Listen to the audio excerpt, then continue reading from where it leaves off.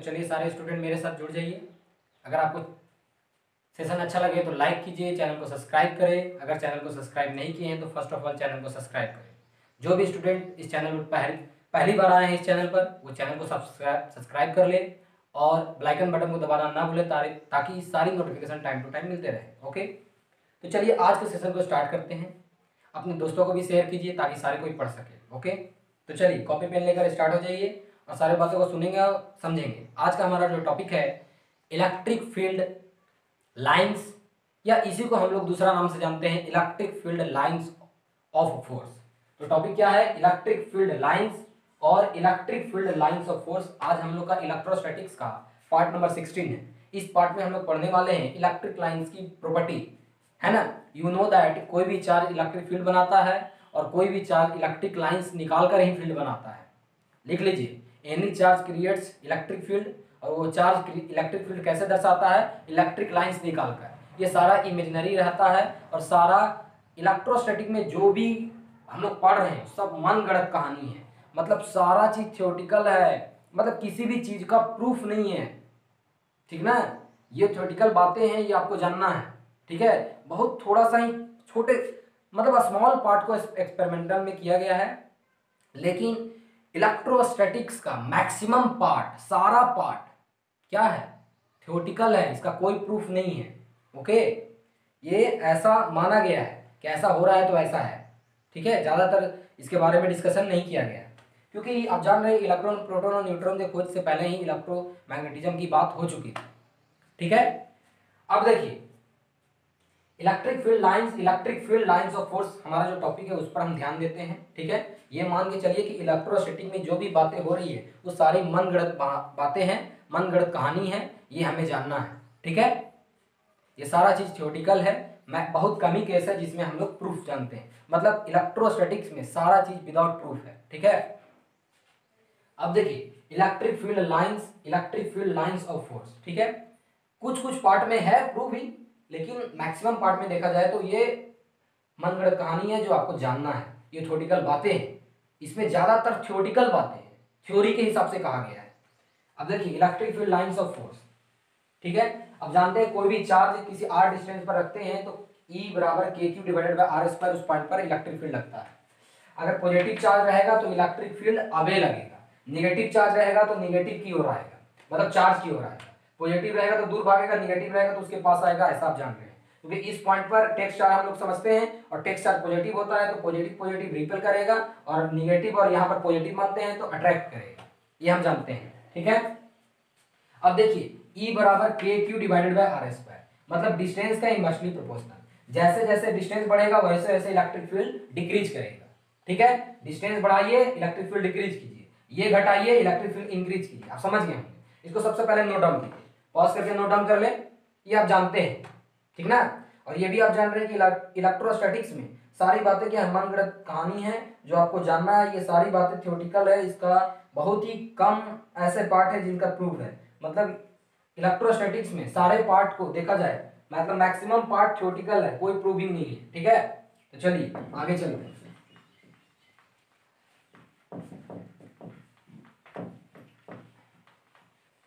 सारी इलेक्ट्रोस्टैटिक में जो भी बातें हैं मनगढ़ंत कहानी है ना, थ्योरेटिकल बातें हैं। अब देखिए यहां पर बात कीजिए, जैसे आपने दो यहाँ पर पॉजिटिव चार्ज दिया, ठीक है।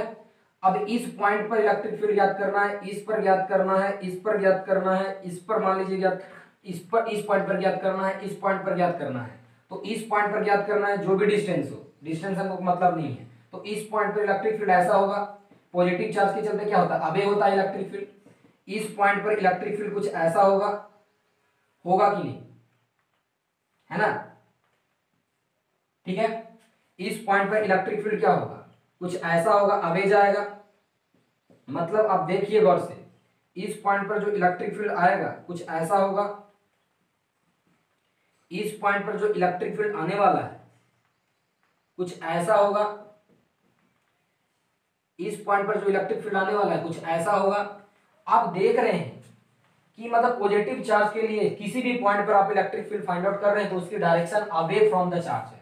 मतलब जिस चार्ज के चलते आप जिस पॉइंट पर निकालना चाहते हैं उस चार्ज से अवे है, दूर भाग रहा है इलेक्ट्रिक फील्ड। इसका मतलब आप क्या कंक्लूजन निकाले, आपने क्या कंक्लूजन निकाला कि प्लस क्यू चार्ज के चलते कोई भी चार्ज इलेक्ट्रिक फील्ड बनाता है, तो ये किस तरह इलेक्ट्रिक फील्ड बनाता है, किस प्रकार का इलेक्ट्रिक फील्ड बनाता है, अवे फ्रॉम द चार्ज। मतलब पॉजिटिव चार्ज जो इलेक्ट्रिक फील्ड बनाता है, तो कोई भी चार्ज जो इलेक्ट्रिक फील्ड बनाता है, पॉजिटिव चार्ज जो इलेक्ट्रिक फील्ड बनाता है वो अवे फ्रॉम द चार्ज, मतलब उस अपने ही जहां पर वो रखा है उससे दूर इलेक्ट्रिक फील्ड बनाता है, भागते जाता है ना। इसका मतलब पॉजिटिव चार्ज से जो इलेक्ट्रिक फील्ड बनता है वो अवे, किस प्रकार का, अवे फ्रॉम द चार्ज, है ना। मतलब आप इसको बोलते हैं रेडियली, रेडियली आप आउटवर्ड बोल सकते हैं, इनवर्ड नहीं, इनवर्ड का मतलब उसके पास जाना, रेडियली आउटवर्ड मतलब दूर भागता है, परपेंडिकुलर दूर निकलते रहता है ना रेडियली, ठीक है ना, देख रहे परपेंडिकुलर दूर निकल रहा है, ठीक है, ठीक है। अब देखिए इसका मतलब कि पॉजिटिव चार्ज से जो, ये भी मालूम है आपको कि चार्ज इलेक्ट्रिक लाइंस निकालता है, पॉजिटिव चार्ज इलेक्ट्रिक लाइंस निकालता है, नेगेटिव चार्ज इलेक्ट्रिक लाइंस अपने पास बुलाता है। इसका मतलब यहां से इलेक्ट्रिक लाइंस ऐसे निकलेगा। इसको फाइनली देखा जाए तो देखिए इसी प्रकार में है, पॉजिटिव चार्ज के चलते देख रहे हैं, ठीक है, ये आप समझ गए होंगे, यही ना है, कुछ ऐसा, ये पॉजिटिव मतलब पॉजिटिव इलेक्ट्रिक फील्ड तो बनता है, ये कोई भी चार्ज बनाता है, लेकिन ये इलेक्ट्रिक फील्ड किस तरह बनाता है, अवे फ्रॉम, मतलब पॉजिटिव चार्ज जो है वो इलेक्ट्रिक लाइंस, इलेक्ट्रिक फील्ड कैसे बनता है, इलेक्ट्रिक लाइन से, इलेक्ट्रिक फील्ड कैसे बनता है, इलेक्ट्रिक लाइंस निकलता है, ये सारा इमेजिनरी बातें हैं, आपको नजर नहीं आएगा, सिर्फ आपको थ्योरेटिकल जानना है, ये मनगढ़ंत कहानी है एक तरह से। तो लाइंस निकलती हैं, चार्ज से लाइंस निकलती है, तो पॉजिटिव चार्ज से निकलती हैं, नेगेटिव चार्ज में आती है, उनके पास आती है। तो आप इसको नोट डाउन कर लीजिए, समझ गए होंगे कि इस पॉइंट पर मैंने देखा तो इस तरह, इस पॉइंट पर देखा तो सारे को मिला दिया तो इस तरह बना। इसका मतलब पॉजिटिव चार्ज से जो इलेक्ट्रिक फील्ड्स बनती है वो अवे फ्रॉम द चार्ज होती है ना, क्या होती है, अवे फ्रॉम द चार्ज। आप इसको लिख लीजिए, अवे फ्रॉम द चार्ज, ये आपको मैंने प्रीवियस क्लास में भी लिखाया था। इलेक्ट्रिक फील्ड, ई मतलब इलेक्ट्रिक, एफ मतलब field, electric field away from the charge. इसको रेडियली आप रेडियली आउटवर्ड बोल सकते हैं, रेडियली आउटवर्ड्स, है ना, रेडियली आउटवर्ड्स, ठीक है। अब निगेटिव की बात करते हैं।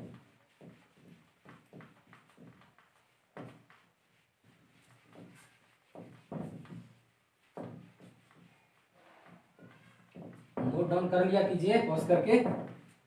निगेटिव की बात करते हैं। मान लीजिए कोई निगेटिव चार्ज है, तो इस पॉइंट पर आपको इलेक्ट्रिक फील्ड निकालना है, तो कुछ इलेक्ट्रिक फील्ड की डायरेक्शन इधर आएगी, इस पॉइंट पर निकालना है तो इलेक्ट्रिक फील्ड की डायरेक्शन इधर आएगी, इस पॉइंट पर निकालना है तो इलेक्ट्रिक फील्ड की डायरेक्शन इधर आएगी, इस पॉइंट पर निकालना है तो इलेक्ट्रिक फील्ड की डायरेक्शन इधर आएगी, इस पॉइंट पर आपको निकालना है तो इलेक्ट्रिक फील्ड की डायरेक्शन इधर आएगी, इस पॉइंट पर आपको निकालना है तो इलेक्ट्रिक फील्ड की डायरेक्शन इधर आएगी। तो आपने देखा कि सारे पॉइंट को कंसीडर करते हुए नेगेटिव चार्ज के लिए आपने देखा कि जो नेगेटिव चार्ज इलेक्ट्रिक फील्ड बना रहा है तो किस तरह बना रहा है, इनवर्स बना रहा है, मतलब उसके पास आ रहा है ऐसा,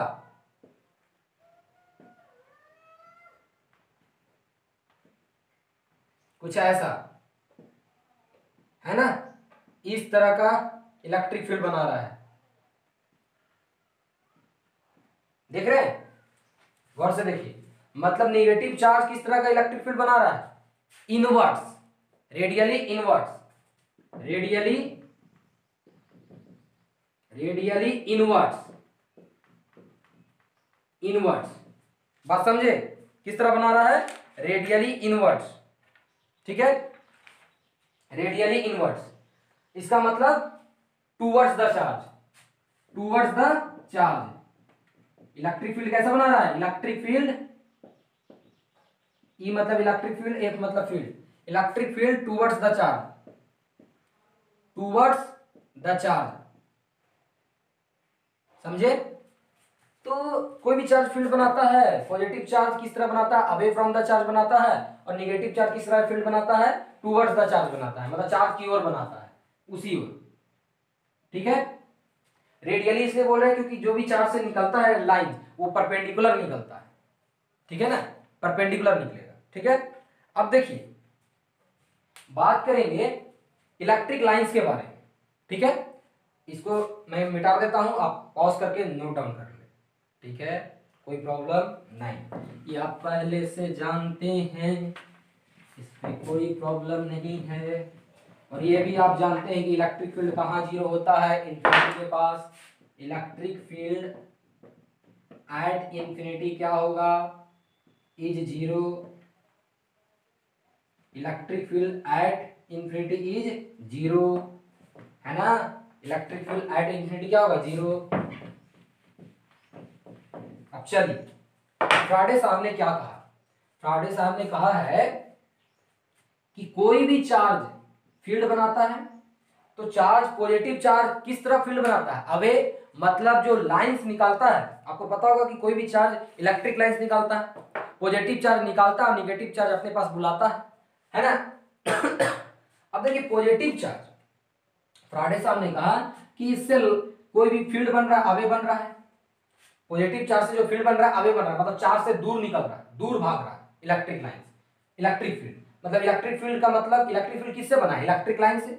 इलेक्ट्रिक फील्ड किससे बना है, इलेक्ट्रिक लाइन से। चार्ज इलेक्ट्रिक फील्ड बनाता है लेकिन किससे, इलेक्ट्रिक लाइन से। मतलब कोई भी चार्ज से इलेक्ट्रिक लाइन निकलता है, पॉजिटिव चार्ज से निकलता है और निगेटिव चार्ज के पास आता है, तो वहां पर भी फील्ड बन गया, यहां पर भी फील्ड बन गया। अब देखिए फ्राडे साहब ने कहा कि यहां से लाइंस निकल रही हैं, देखिए गौर करके,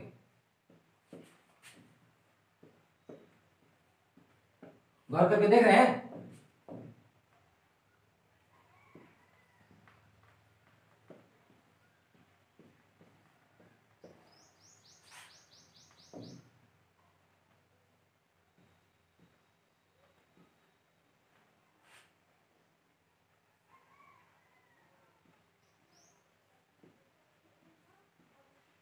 गौर करके देखिएगा, मैंने कुछ ऐसा बनाया,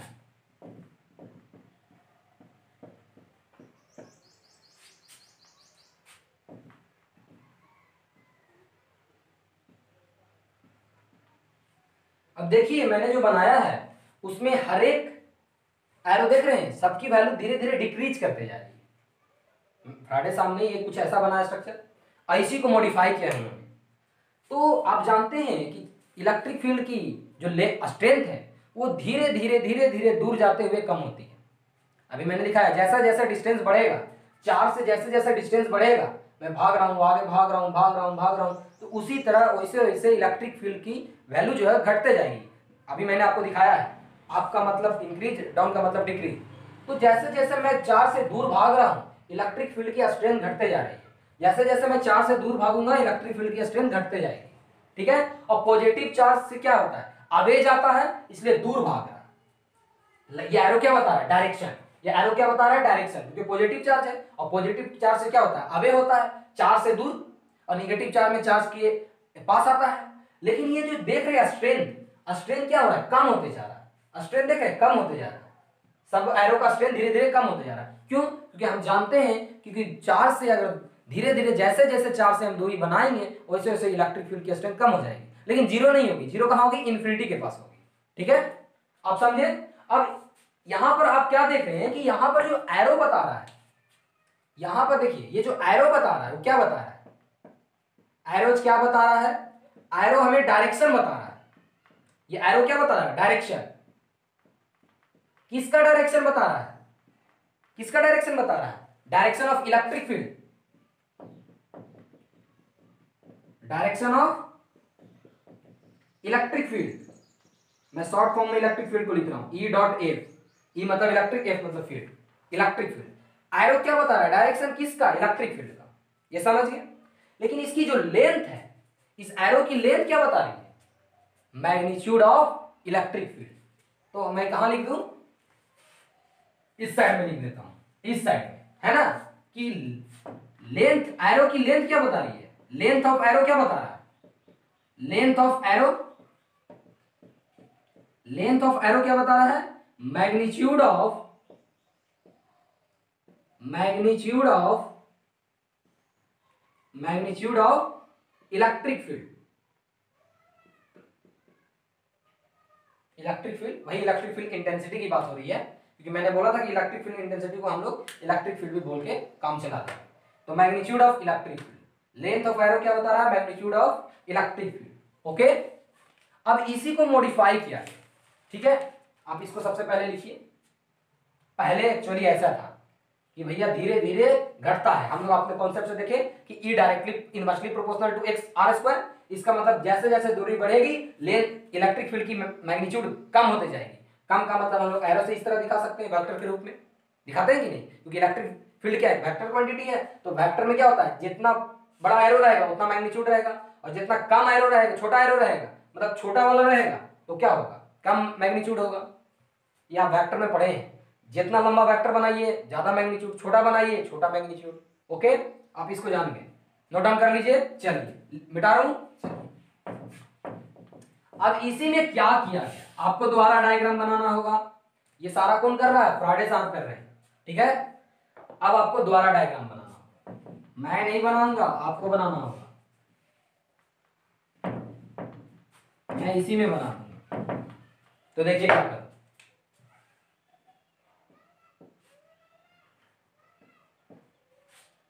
मैंने सबको मिला दिया एक साथ, मतलब फ्राइडे साहब ने मिलाया सब लाइन, सब एरो को क्या किया, एक एरो में बदल दिया, ठीक है। मेरे पास स्पेस है, यही है, इसीलिए मैं इतना छोटा बना रहा हूं। और दूर भागेगा, भागते जा रहा, भागते जा रहा, भागते जा रहा, कहां पर, दम इनफाइनाइट के पास, है ना। अब देखिए यहां पर भी अभी भी पॉजिटिव के लिए क्या होता है, अवे होता है, पॉजिटिव के लिए अवे होता है, अभी भी अवे है इलेक्ट्रिक फील्ड की डायरेक्शन, है कि नहीं। यहां पर भी एरो क्या बता रहा है, जब मैं सारे को, मैं नहीं, फ्राइडे साहब ने जब सारे को एकत्रित करके एक एरो में बदल दिया, एक वेक्टर में, तो एरो अभी भी क्या बता रहा है, एरो अभी भी डायरेक्शन ऑफ इलेक्ट्रिक फील्ड बता रहा है, डायरेक्शन ऑफ इलेक्ट्रिक फील्ड, ठीक है, डायरेक्शन ऑफ इलेक्ट्रिक फील्ड बता रहा है।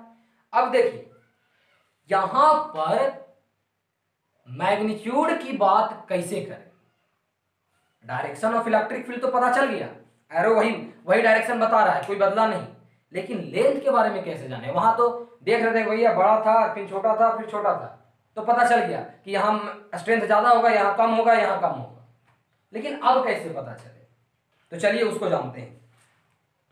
चलिए ये आप समझ गए हैं, टूवर्ड्स द चार्ज, पॉजिटिव के लिए मतलब radially outwards.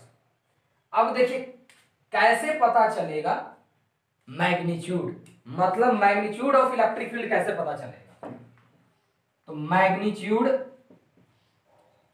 Of electric field कैसे पता चलेगा, तो मैग्नीट्यूड ऑफ इलेक्ट्रिक फील्ड जो है वो किसके हेल्प से पता चलेगा, density of lines, density of lines, density of line से पता चलेगा।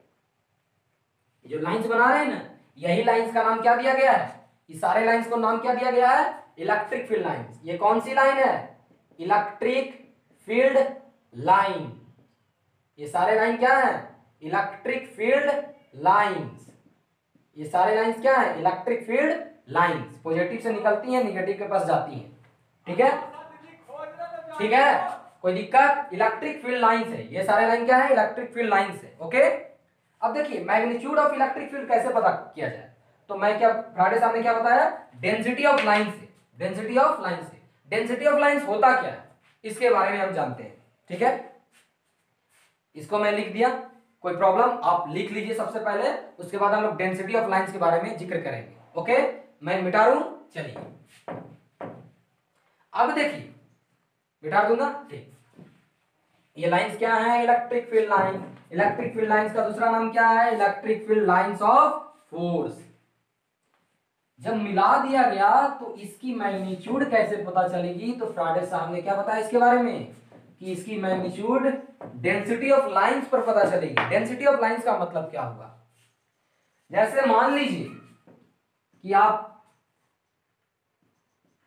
इलेक्ट्रिक लाइंस निकाल रहे हैं, डेंसिटी ऑफ लाइंस का मतलब हो गया कि आप नजदीक देख रहे हैं, अगर आप यहां पर रहते हैं तो जितने पास पास लाइंस रहेंगी उनकी डेंसिटी उतनी ज्यादा होगी। लाइंस देख रहे हैं, यहां पर लाइंस एकदम पास पास में है, फिर धीरे धीरे बढ़ते जा रहा है दोनों के बीच, मतलब लाइन के बीच की दूरी बढ़ते जा रही है।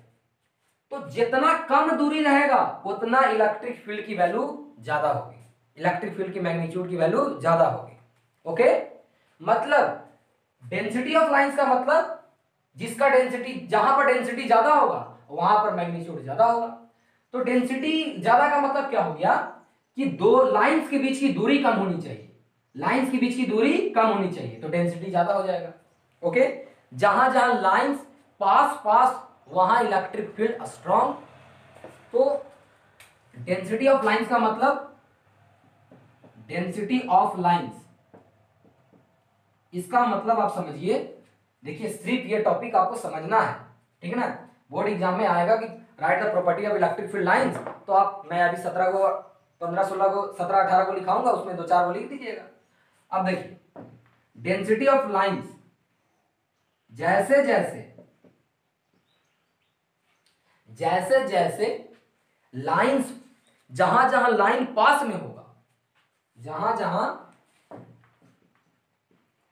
जहां जहां लाइंस पास पास होगा, मतलब नियर नियर पास पास होगा, पास पास होगा, वहां इलेक्ट्रिक फील्ड स्ट्रॉन्ग होगा। ठीक है, जहां जहां लाइंस पास, लाइन मतलब इलेक्ट्रिक फील्ड लाइन, किसकी लाइन, इलेक्ट्रिक फील्ड लाइन, जहां जहां लाइंस पास पास होगा, पास पास है या पास पास होगा, है लिख दीजिए, पास पास है, जहां जहां लाइंस पास पास हैं वहां इलेक्ट्रिक फील्ड स्ट्रॉन्ग होगा, स्ट्रॉन्ग होगा, इसका मतलब मैग्नीट्यूड उसका ज्यादा होगा। ठीक ना, जहां जहां लाइंस पास पास है, तो देख रहे हैं ना, पास पास नजदीक, यहां पर नजदीक है, यहां पर देखिए इतना दूरी है, यहां कम दूरी है, यहां कम दूरी है, और नजदीक आ गया तो और कम दूरी हो गया। तो जहां जहां लाइंस पास रहेगी वहां पर इलेक्ट्रिक फील्ड स्ट्रॉन्ग रहेगा। तो जहां जहां लाइंस पास पास है वहां इलेक्ट्रिक फील्ड स्ट्रॉन्ग होगा। ठीक है, इसका विपरीत, जहां जहां लाइंस दूर दूर वहां इलेक्ट्रिक फील्ड वीक होगा। मतलब यानी इलेक्ट्रिक फील्ड लाइंस के बीच की दूरी जैसे जैसे बढ़ेगी वैसे वैसे इलेक्ट्रिक फील्ड की वैल्यू वैसे से घटेगी, है ना। तो इसका उल्टा भी लिख लीजिए, एंड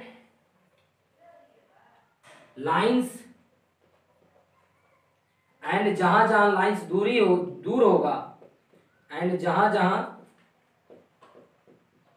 लाइंस लाइंस दूर दूर होगा, है ना, दूर दूर होगा, वहां इलेक्ट्रिक फील्ड वीक होगा, वीक, कमजोर, वीक होगा, है ना। तो जहां जहां लाइंस पास पास वहां वहां इलेक्ट्रिक फील्ड स्ट्रॉन्ग, जहां जहां लाइंस दूर दूर होगा वहां इलेक्ट्रिक फील्ड वीक होगा। मतलब पास पास का मतलब देखिए, ये लाइन से दो लाइंस है, अभी दो लाइंस पास कहां है, यहां पर है, इससे पहले यहां पर पास में है, तो मतलब दो लाइंस के बीच की दूरी जितनी कम रहेगी, दो लाइन मतलब लाइंस, इलेक्ट्रिक फील्ड लाइंस के बीच की दूरी जितनी कम रहेगी वहां पर इलेक्ट्रिक फील्ड उतना स्ट्रांग होगा, उतना उसकी मैग्नीट्यूड ज्यादा होगी। और जैसे जैसे दूरी बढ़ेगी वैसे वैसे इलेक्ट्रिक फील्ड की मैग्नीट्यूड घटते जाएगी। ठीक है ना, यानी electric field lines, electric field lines के बीच की दूरी, इलेक्ट्रिक फील्ड लाइंस के बीच की दूरी जैसे जैसे इंक्रीज करेगी,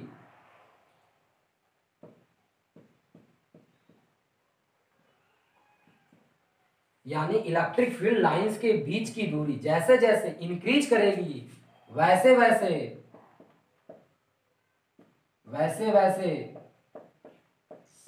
इलेक्ट्रिक फील्ड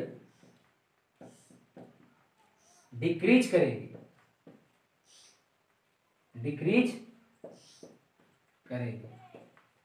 ठीक है। यानी इलेक्ट्रिक फील्ड लाइंस के बीच की दूरी जैसे जैसे इंक्रीज करेगी वैसे वैसे इलेक्ट्रिक फील्ड डिक्रीज करेगी। मतलब कोई भी दो लाइंस है, दो लाइंस के बीच की दूरी जहां कम है वहां पर डेंसिटी ऑफ लाइन क्या है, ज्यादा है। अगर डेंसिटी ऑफ लाइन ज्यादा है इसका मतलब दूरी कम है, अगर दूरी कम है तो इलेक्ट्रिक फील्ड स्ट्रांग है, वहां ज्यादा है, ठीक ना। अब इसको लिख लीजिए, यानी इलेक्ट्रिक फील्ड लाइंस के बीच की दूरी जैसे जैसे इंक्रीज करेगी वैसे वैसे इलेक्ट्रिक फील्ड डिक्रीज करेगी। ओके, आप इसको नोट डाउन कीजिए।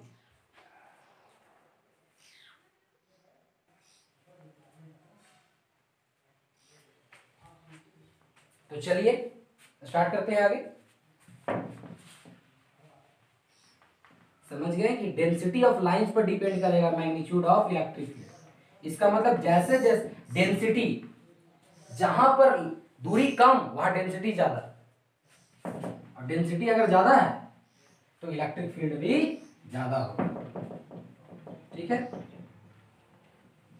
चलिए आगे, आप समझ गए। तो निगेटिव चार्ज के लिए भी वही है, सेम ऐसे कुछ।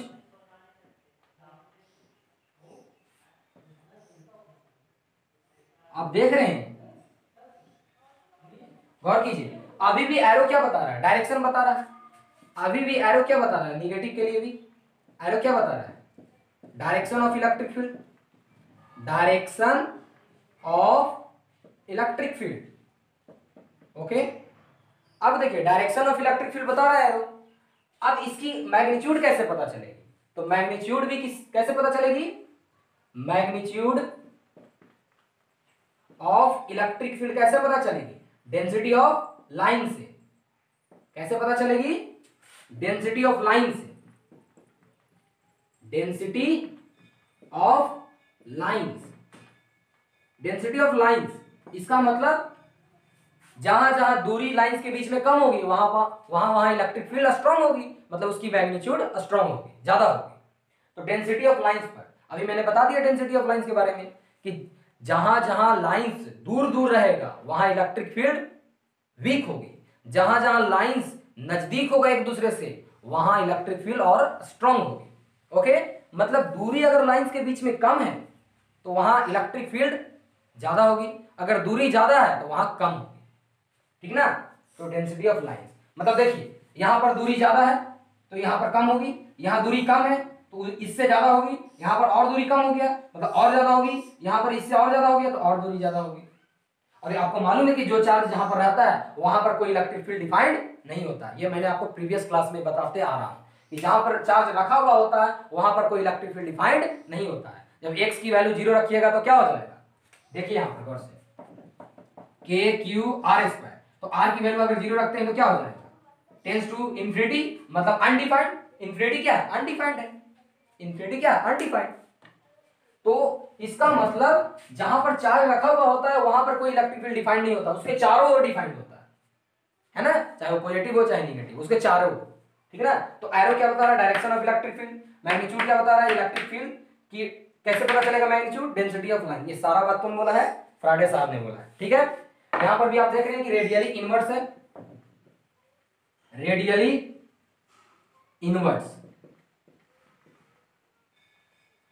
इनवर्स है ना, बात समझे, रेडियली इनवर्स। कोई दिक्कत, इसको आप टूवर्ड्स चार्ज भी बोल सकते हैं, टूवर्ड्स टू द चार्ज, ठीक है। अब चलिए इलेक्ट्रिक फील्ड लाइंस है क्या, ये तो सिर्फ समझे हैं, अब हमें एग्जाम में लिखना क्या है वो जानते हैं।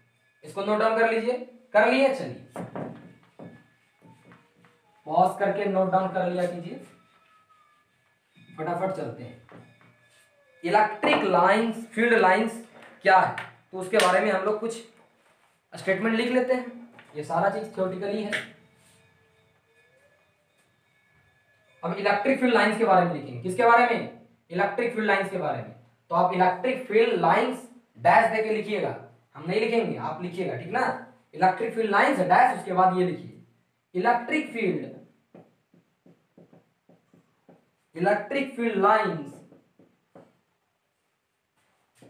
Lines are imaginary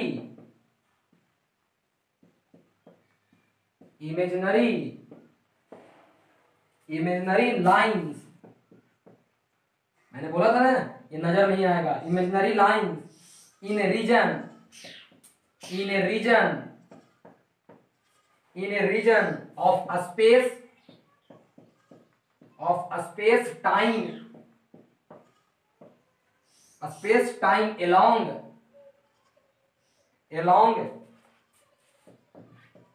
along which a free positive charge would move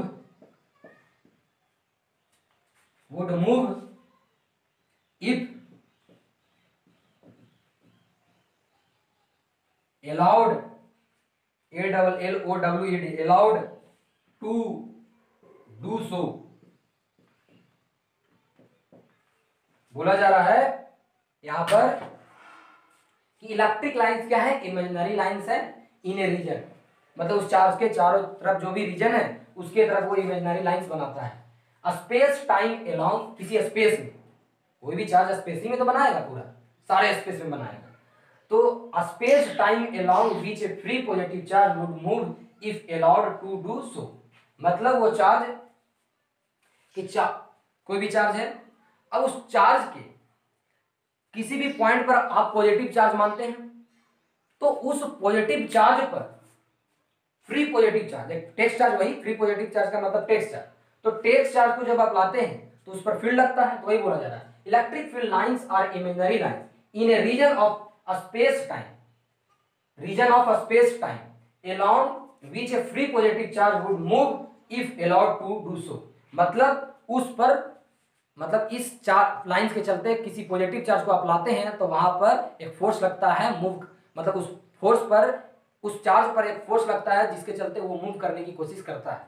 ठीक है, आप लिख लीजिए, स्टेटमेंट आपको याद रखना है, सिर्फ आपको इतना याद रखना है, imaginary lines in a region of space time, ठीक ना, ये वर्ड जरूरी है। ठीक है, कोई दिक्कत? चलिए, मतलब वह क्षेत्र, इलेक्ट्रिक फील्ड लाइंस वह क्षेत्र बनाता है, वह इलेक्ट्रिक फील्ड लाइंस का एक इमेजिनरी लाइंस है और वह एक ऐसा क्षेत्र बनाता है जहां पर कोई भी पॉजिटिव टेक्स्ट चार्ज रखते हैं तो वहां पर बल लगता है। ठीक है, नोट डाउन कर लिए होंगे, पॉज करके नोट डाउन कर लीजिए। ओके, चलिए, अब इलेक्ट्रिक फील्ड लाइंस की प्रॉपर्टी या उसके बारे में हम नोट्स भी बोल सकते हैं, इंपॉर्टेंट पॉइंट्स बोल सकते हैं इलेक्ट्रिक फील्ड, तो आप प्रॉपर्टी भी हेडिंग डालिए इलेक्ट्रिक फील्ड लाइंस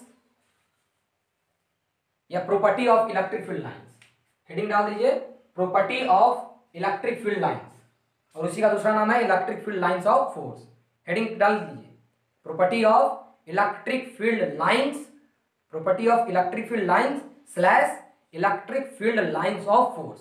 ठीक है, हेडिंग डाल दिए। चलिए, मैं हेडिंग नहीं डालूंगा, आपको लिखना है, ठीक है ना, मैं फटाफट लिखता हूं।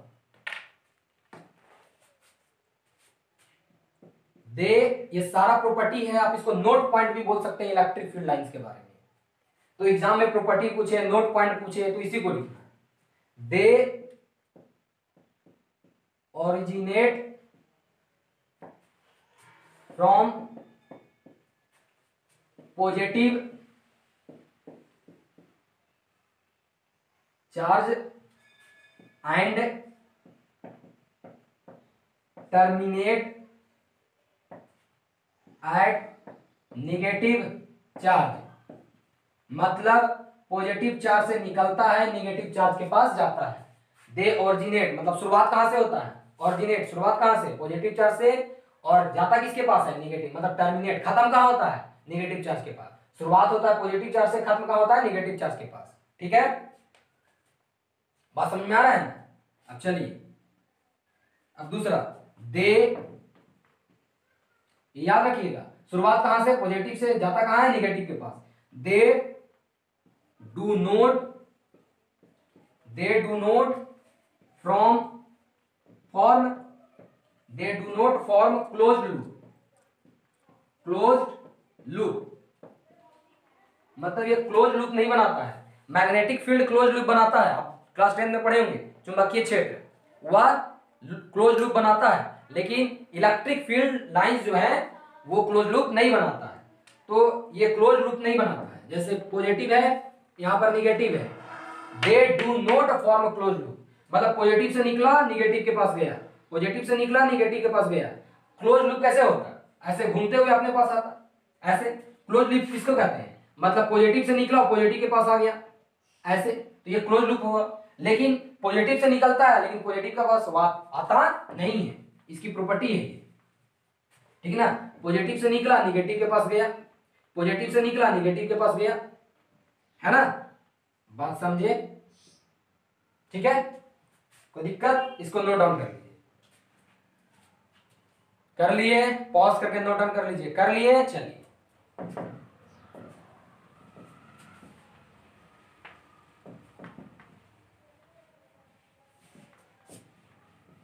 तीसरा प्रॉपर्टी, आगे चलते फटाफट।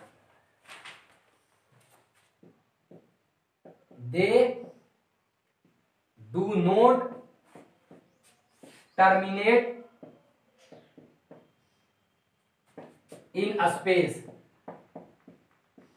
दे do not terminate in space, इसका मतलब ये स्पेस में खत्म नहीं होता है। कहां पर खत्म होता है, इन्फिनिटी के पास, इन्फिनिटी के पास ये जीरो होता है। वही बोला जा रहा है, दे do not terminate in space. Electric field lines जो है, इलेक्ट्रिक फील्ड लाइंस जो है किसके बारे में बता रहे हैं, सारा इलेक्ट्रिक फील्ड लाइंस के बारे में, और इसी का दूसरा नाम है electric field lines of force. तो इलेक्ट्रिक फील्ड जो है वो स्पेस में खत्म नहीं होते, टर्मिनेट मतलब अंत नहीं होता इसका स्पेस में, है ना।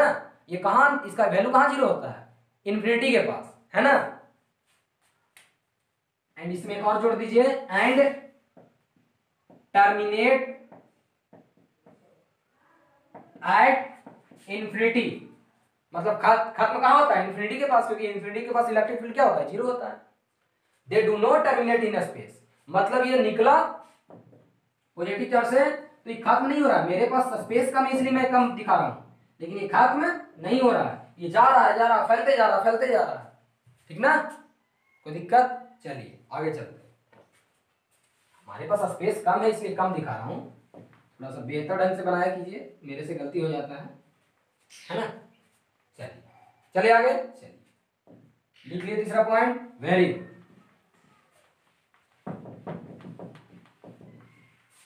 आगे चलते हैं फोर्थ पॉइंट में। Fourth point, the number of field lines are subjective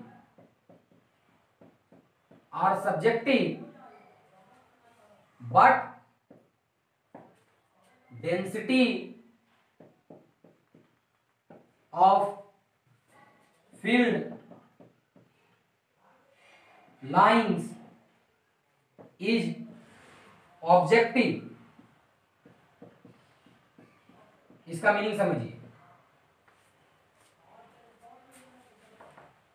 बोला जा रहा है कि the number of field lines are subjective but density of field line, density of field lines के बारे में अभी बताया आपको, density of field lines is objective. इसका मतलब जैसे नंबर ऑफ फील्ड लाइंस, जैसे मान लीजिए दो व्यक्ति है,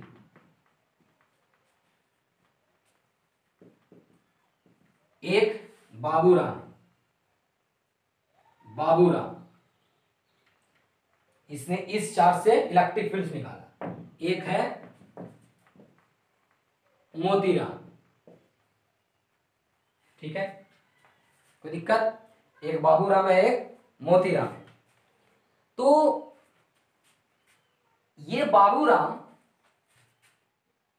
इस चार्ज से चार गो फील्ड लाइंस निकाला, ठीक है।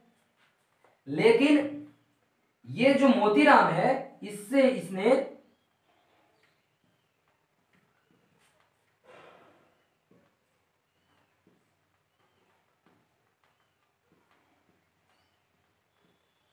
दो दो चार दो छह 8 फील्ड निकाल दिए। ठीक है, तो देखिए बाबूराम इस प्लस क्यू, चार्ज तो वैल्यू सेम है, वैल्यू तो सेम है, plus Q plus Q. Baburam ने इससे रिप्रेजेंट कराने के लिए 4 को लाइंस निकाला, दिखाने के लिए मोतीराम ने 8 को दिखा दिया। ठीक है, तो नंबर ऑफ जो फील्ड लाइंस है इसमें क्या हुआ 4 है, इसमें क्या हुआ 8। ये डिपेंड करता है कि आप कितना दिखाना चाहते हैं। मतलब the number of field lines जो है, फील्ड लाइंस जो फील्ड लाइंस है, नंबर ऑफ क्या नंबर ऑफ फील्ड लाइन, इसका मतलब यहां पर क्या 4 को, यहां पर क्या 8 को। ये सब्जेक्टिव है। सब्जेक्टिव का मतलब ये डिफर करते रहेगा किस पर, जो आदमी इसको सॉल्व कर रहा है, इससे लाइंस निकाल रहा है। ये चाह रहा है 4 को निकाले, ये चाह रहा है 8 को निकाले, चार्ज तो वही है। इसका मतलब नंबर ऑफ लाइंस जो है वो दोनों व्यक्ति के आधार पर डिफरेंट हो गया। इसका मतलब ये सब्जेक्टिव हो गया, है ना। लेकिन density of field lines are objective. मतलब डेंसिटी ऑफ फील्ड लाइंस, इसका मतलब पास में होगा तो इलेक्ट्रिक फील्ड स्ट्रांग होगा। तो यहां पर देखिए, यहां पर भी गौर से देखिए, ये नजदीक में, यहां पर दूरी कम है, दूरी कम है, दूरी कम है, नजदीक नजदीक है, तो यहां पर भी इलेक्ट्रिक फील्ड वही होगा। इसी केस को यहां पर भी आप देखिए,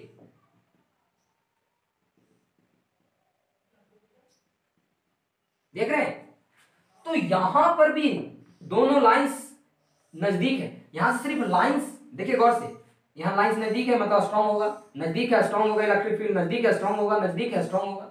मतलब डेंसिटी ऑफ लाइन ज्यादा है, ज्यादा है, ज्यादा है।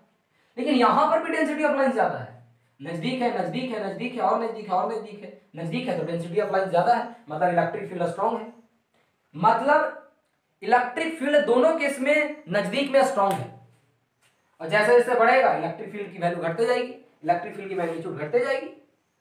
तो दोनों केस में नंबर ऑफ लाइन ज्यादा, इसमें कम था, इसमें ज्यादा था, इसलिए सब्जेक्टिव हो गया। ये डिपेंड कर गया बाबूराम और मोतीराम पर। लेकिन जो डेंसिटी ऑफ लाइंस का जो कॉन्सेप्ट है कि नजदीक रहेगा तो स्ट्रांग रहेगा, डेंसिटी ऑफ लाइंस का जो कॉन्सेप्ट है कि दोनों लाइन के बीच की जितनी कम होगी वहां पर इलेक्ट्रिक फील्ड उतना स्ट्रांग होगा। तो धीरे धीरे दूर भागेंगे तो घटेगा, और नजदीक है तो ज्यादा होगा। तो यहां पर भी तो नजदीक है तो ज्यादा है, जैसे जैसे बढ़ेंगे तो कम होगा। यहां पर भी तो नजदीक है तो ज्यादा है, तो जैसे जैसे बढ़ेंगे कम होगा। तो दोनों में तो वही कॉन्सेप्ट आ रहा है, आ रहा है कि नहीं। मतलब इसीलिए डेंसिटी ऑफ लाइंस क्या हो गया, ऑब्जेक्टिव हो गया। बात समझे। सब्जेक्टिव क्यों हुआ, क्योंकि ये बाबूराम और मोतीराम पर डिपेंड करके, ये 4 को निकाला, इसका मतलब 8 को निकाला, दोनों सही है अपने आप में। ये भी सही है, बाबूराम भी सही है और मोतीराम भी सही है। ये इतना निकालना है, ये इतना निकालना। ये कंजूस आदमी था, ये पूरा खर्चीला आदमी है। मोतीराम पूरा खर्चीला आदमी है, पूरा इलेक्ट्रिक लाइन निकाल के दिखा रहा है, देखो देखो। और ये 4 को निकाला, बोला इतना मेरे पास समय नहीं है, ये 4 को निकाल के दिखा दिया। क्यों ऐसा किया दोनों दोनों तो अलग अलग किया, तो अलग आना चाहिए नहीं। ये भी बोल रहा है कि मेरा भी तो कम दूरी पर मेरा इलेक्ट्रिक फील्ड स्ट्रांग है, ये भी बोल रहा है मेरा भी कम दूरी पर इलेक्ट्रिक फील्ड स्ट्रांग है, तो दोनों तो वही बात कह रहा है। 4 निकाले या 8 निकाले, बात समझ में आ रहा है। तो ये मोतीराम भी सही कर रहा है, बाबूराम भी सही कर रहा है, तो दिक्कत। ठीक है, समझ गए। आप कोई भी एग्जांपल ले लीजिए, राम श्याम ले लीजिए, ठीक ना। नंबर ऑफ फील्ड क्या है, सब्जेक्टिव है। नंबर ऑफ फील्ड लाइंस क्या है, सब्जेक्टिव है। आप 4 निकालो 6 निकालो, लेकिन डेंसिटी ऑफ लाइंस वो क्या है, ऑब्जेक्टिव है। इसका मतलब नजदीक नजदीक इलेक्ट्रिक फील्ड स्ट्रांग, यहां पर भी नजदीक नजदीक इलेक्ट्रिक फील्ड स्ट्रांग, तो दोनों का कॉन्सेप्ट तो वही है। चलिए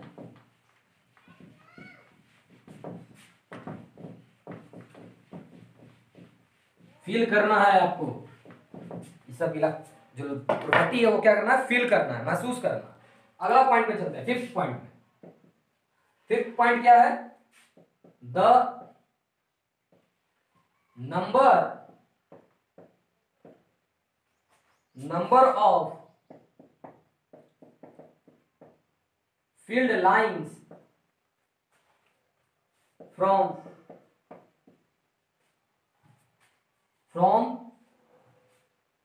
स्लैश फ्रॉम या टू लिख दीजिए, टू एच आर, फ्रॉम या टू एच आर। जैसे फ्रॉम इसलिए बोल रहे हैं क्योंकि पॉजिटिव से निकल रहा है तो फ्रॉम बोलेंगे, निगेटिव के पास आ रहा है तो टू, इसलिए दोनों के लिए एक ही बात।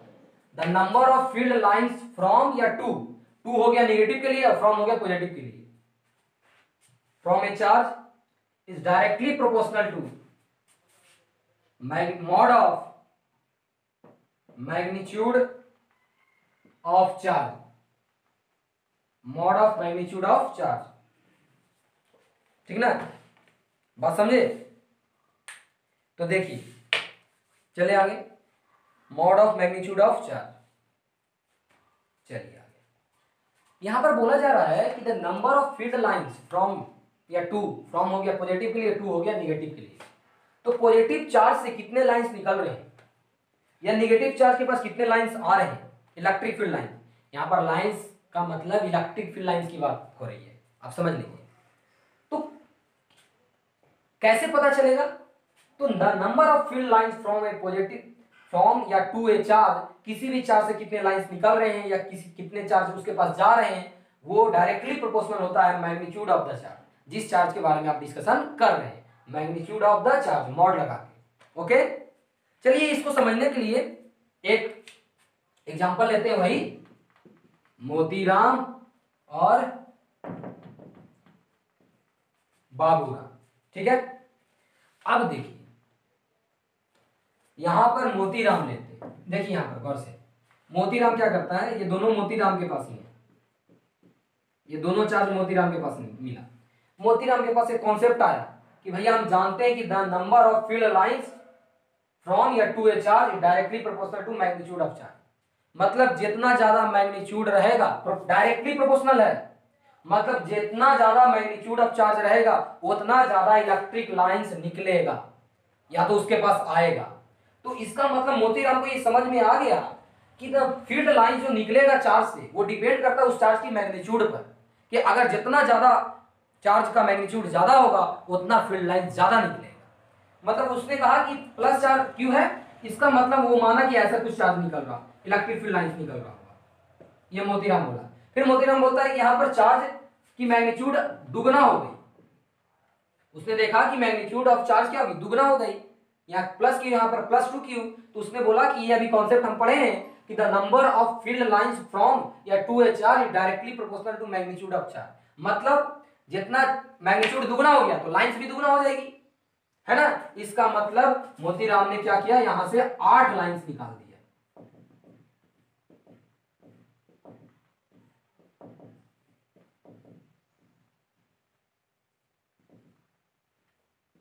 ठीक है, ये मोतीराम के पास 2 का चार्ज था तो उसने 4 निकाला। फिर अभी देखा कि भैया मैग्नीट्यूड ऑफ चार्ज होता है डायरेक्टली प्रोपोर्शनल होता है नंबर ऑफ फील्ड लाइंस का, मतलब जितना ज्यादा चार्ज उतना ज्यादा इलेक्ट्रिक फील्ड लाइंस निकलेगा। मतलब चार्ज दुगना हो गया तो दुगना लाइंस निकलेगा। तो ये 4 को दिखाया था, फिर 8 को दिखा दिया। बात समझे? फील आया? क्या कहना चाह रहे हैं आप हम? चलिए आगे चलते हैं, बात समझे ना? चलिए ठीक है, आगे चले। अब देखिए यहां समझ गए। अब देखिए एक और, अब हम लेते हैं बाबूराम के बारे में। बाबूराम क्या था, कंजूस था। मोतीराम क्या था, खर्चीला था। अब बाबूराम की बात करते हैं, है ना। बाबूराम प्लस क्यों दिए, बाबूराम ने 2 लाइंस निकाला, ये कंजूस आदमी था।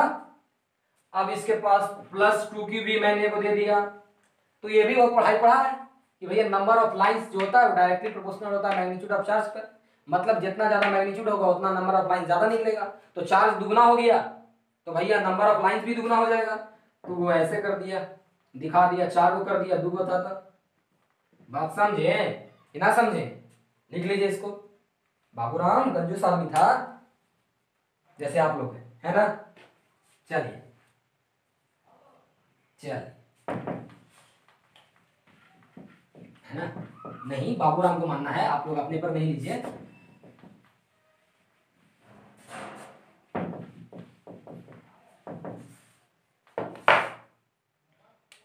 चलिए आगे चलते हैं।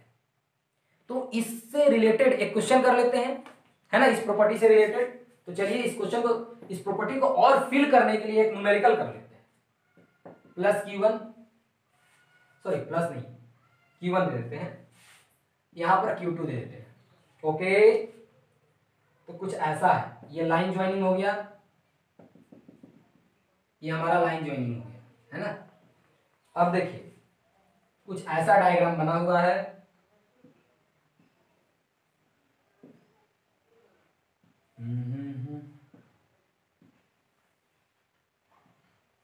ठीक है।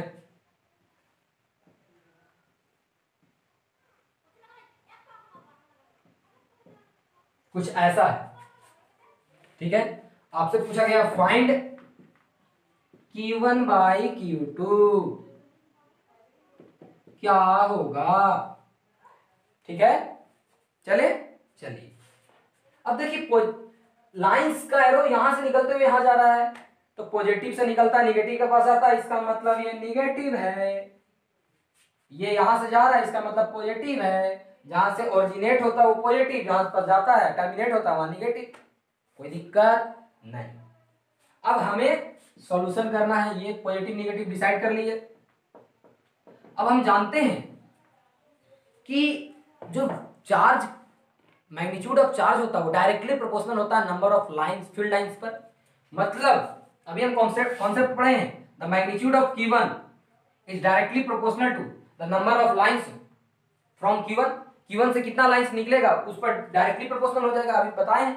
तो मैंने मान लिया कि Q1 चार्ज से N1 लाइंस निकल रहा है, N1, है ना, तो N1 ले लिया, ठीक है। अब इसको सॉल्व करेंगे तो क्या हो जाएगा, आप जानते हैं कि प्रोपोर्शनल हटता है तो क्या आता है, कांस्टेंट आता है, कोई दिक्कत। एंड Q2 चार्ज के पास, ये मैंने फॉर्मूला में लिख दिया, फ्रॉम/टू, फ्रॉम पॉजिटिव के लिए मतलब ये इसके लिए फ्रॉम बोलेंगे और इसके लिए टू बोलेंगे। मतलब इस चार्ज के पास कितने आ रहे हैं इलेक्ट्रिक लाइंस, तो N2 आ रहे हैं मान लीजिए। तो ये क्या हो गया, Q2 बराबर K N2, क्योंकि प्रोपोर्शनल कांस्टेंट तो सेम होगा, ठीक है। अब चलिए आगे चलते हैं। अब देखिए now mod Q1 divided by mod Q2 कीजिए, तो क्या आएगा, K N1 divided bye K N2, तो K से K कैंसिल आउट, तो mod Q1 divided by mod Q2 equal to N1 divided by N2। Okay, अब देखिए mod Q1 divided by mod Q2 equal to, okay, any problem. अब देखिए N1 क्या है, N1 मतलब number of lines from Q1 charge, तो कितने charge है, 1 2 3 4 5 6 7 8, 8 है। कितने चार्ज लाइंस निकल रहे हैं, तो 1 2 3 4 5 6 7 8, 8 लाइंस निकल रहे हैं, ठीक है, कोई दिक्कत। अब देखिए Q2 के पास कितने चार्ज आ रहे हैं, 1 2 3 4, 4 लाइंस। Q1 से कितने, 1 2 3 4 5 6 7 8, Q2 के पास 1 2 3 4, डिवाइड कर दिए, तो वैल्यू कितना आया, 2 आया कि नहीं। लेकिन हमें Q1 बाई Q2 निकालना था, Q1 बाई Q2। चलिए and what is Q1, Q1 की साइन क्या है, यहां तो पॉजिटिव है, मॉड लगा हुआ इसलिए दोनों पॉजिटिव है।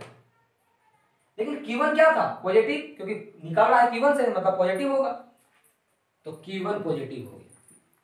Q2 कहां से निकल रहा है, Q2 क्या है, निगेटिव है, इसका मतलब माइनस Q2 लिखेंगे इक्वल टू 2। ओके, तो वैल्यू हमें क्या मिलेगा, therefore Q1 by Q2 equal to -2, Q1 by Q2 equal to -2। Okay, any problem. चलिए Q1 बाई Q2 क्या हो जाएगा, -2 हो जाएगा, क्योंकि मैंने साइन रख दिया ना, क्योंकि मुझे मॉड नहीं निकालना था, Q1 बाई Q2 निकालना था। चलिए अब नेक्स्ट पॉइंट की ओर चलते हैं, इसको आप सबसे पहले नोट डाउन कर लीजिए। ओके, नोट डाउन कर लीजिए।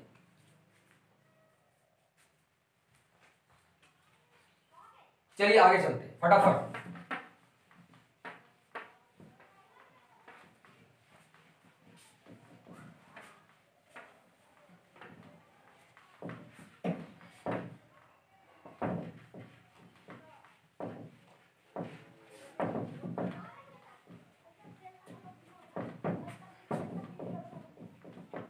चलिए नेक्स्ट पॉइंट, 6 पॉइंट है ना, 6 फटाफट चलते हैं। The field lines are symmetric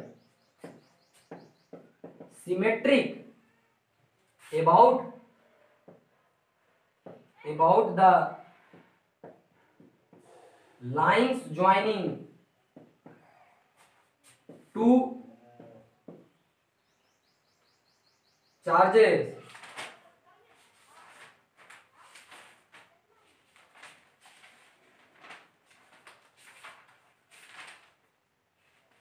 ठीक है, 2 चार्जेस।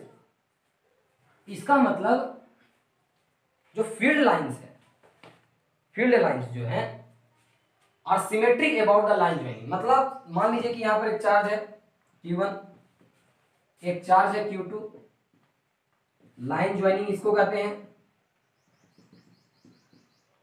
कि नहीं। मान लीजिए कोई ऐसे इलेक्ट्रिक फील्ड लाइंस निकल कर गया है ना, तो बोला जा रहा है कि electric field lines are symmetric about the line, मतलब इस लाइन ज्वाइनिंग के सिमेट्रिक भी होगा। मैंने एक ड्रॉ कर दिया तो ये हमेशा सिमेट्रिक एग्जिस्ट करेगा, एक लाइन एग्जिस्ट नहीं करेगा, मतलब इसके नीचे भी एकदम सेम टू सेम इस तरह करके निकलेगा लाइंस। तो इलेक्ट्रिक फील्ड लाइन सिमेट्रिक होता है अबाउट लाइन ज्वाइनिंग, दो चार्ज के बीच में लाइन ज्वाइनिंग कर दिए तो ऊपर में जैसा है वैसा ही नीचे में भी रहेगा इलेक्ट्रिक लाइन। ओके चलिए, कोई दिक्कत? चलिए इस क्वेश्चन को समझने के लिए, इस कॉन्सेप्ट को समझने के लिए एक क्वेश्चन करते हैं और उसको हम बताएंगे कि क्या होगा। चलिए चले, इसको लिख लिए, पॉज करके लिख लीजिए। ओके चलिए,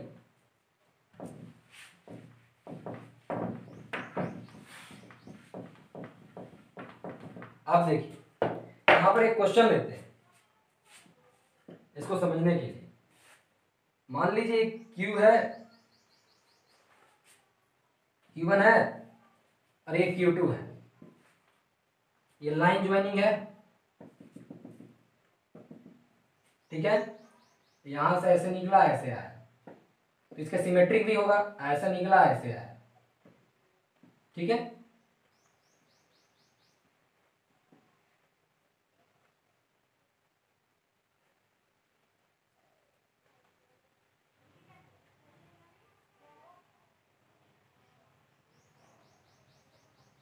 ठीक है, अब देखिए यहां पर थोड़ा डायग्राम बैलेंस नहीं बनाया, बैलेंस बना लीजिए। मान लेते हैं इसकी एंगल अल्फा है और ये बीटा है, ठीक है। तब आपको बताना है कि मॉड इस चारों में से कौन सही है। ऑप्शन में से mod Q1 greater mod Q2, दूसरा mod Q2 greater mod Q1, तीसरा mod Q1 equal to mod Q2, चौथा नन ऑफ दीज। ये चारों में से बताना है आपको कौन सही है, नन ऑफ दीज, ठीक ना। तो चलिए अब देखिए इसमें कुछ नया कॉन्सेप्ट है, उसको आपको सीखना होगा, ठीक है। आप देखिए यहां गौर से, अल्फा की वैल्यू ग्रेटर है बीटा की वैल्यू से, ठीक है।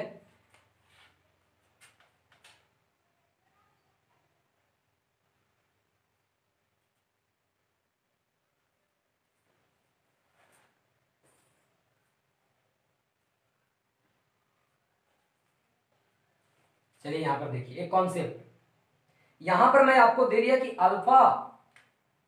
अल्फा ग्रेटर बीटा, मैंने बोल दिया आपको हियर अल्फा ग्रेटर बीटा मैंने आपको बोल दिया, ये क्वेश्चन में दिया है मान लीजिए, ठीक है। तो एक कॉन्सेप्ट याद रखिए, जितना ज्यादा एंगल होगा, जैसे फॉर एग्जांपल देखिए बाबूराम क्या था, बाबूराम एक कंजूस व्यक्ति था, 2 लाइंस निकाला था, या 4 लाइंस मान लेते हैं। अभी 2 लाइंस पर ही समझते हैं। एक मोतीराम था, ये बाबूराम हो गया, बाबूराम। ये हमारा मोतीराम, चार्ज वही है, लेकिन ये मोतीराम खर्चीला आदमी है, बेहतर आदमी है, परफेक्ट आदमी है। ये मोतीराम हो गया, ठीक है। इसने, बाबूराम ने 2 को दिखाया लाइंस। तो देखिए 2 लाइंस के बीच में जो एंगल है 180 डिग्री, 180 डिग्री। अब देख रहे हैं इस दोनों के बीच में, लाइंस के बीच में 90 डिग्री, 90 डिग्री, गौर कीजिएगा 90 डिग्री, ये कितना हो गया 90 डिग्री। तो आप देख रहे हैं 2 लाइंस के बीच में जितना कम एंगल हो रहा है, एंगल देखिए इसके रिस्पेक्ट में, यहां पर एंगल 2 लाइंस के बीच में ज्यादा है, यहां पर 2 लाइंस के बीच में कम है। तो इसका मीनिंग यह हुआ कि 2 लाइंस के बीच में जितने कम एंगल होंगे उतने ज्यादा लाइंस निकलेंगे। देख रहे हैं ना, यहां से ज्यादा लाइंस निकल रहे हैं, दोनों का वैल्यू तो सेम है लेकिन एंगल कम है। तो एंगल कम है तो लाइंस ज्यादा निकलेंगी, एंगल ज्यादा है तो लाइंस कम निकलेंगी। तो नोट डाउन करके लिखिए, नोट डाउन करके लिखिएगा। लिखिए पॉइंट नंबर में, इस क्वेश्चन को सॉल्व करने के लिए कॉन्सेप्ट लिखिए। फर्स्ट पॉइंट में लिखिए, किसी चार्ज के लिए, लिख रहे हैं, लिखिए किसी चार्ज के लिए 2 फील्ड लाइंस के बीच का एंगल, किसी चार्ज के लिए 2 फील्ड लाइंस के बीच का एंगल जितना ज्यादा बिग होगा, जितना ज्यादा बिग होगा, बिग मतलब बड़ा, उतना ही फील्ड लाइंस कम निकलेगा।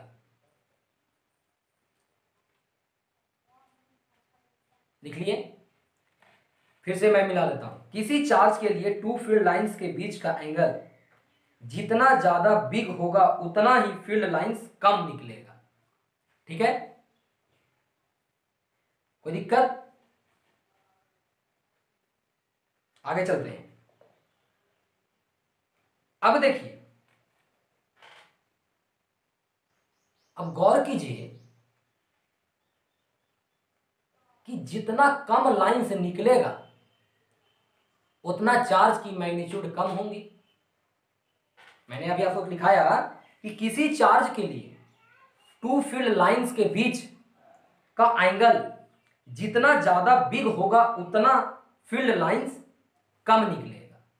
तो फील्ड लाइंस कम निकलेगा, इसका मतलब दैट इंप्लाइज, लिखिए दैट इंप्लाइज, देख लिखिए, दैट इज फील्ड लाइंस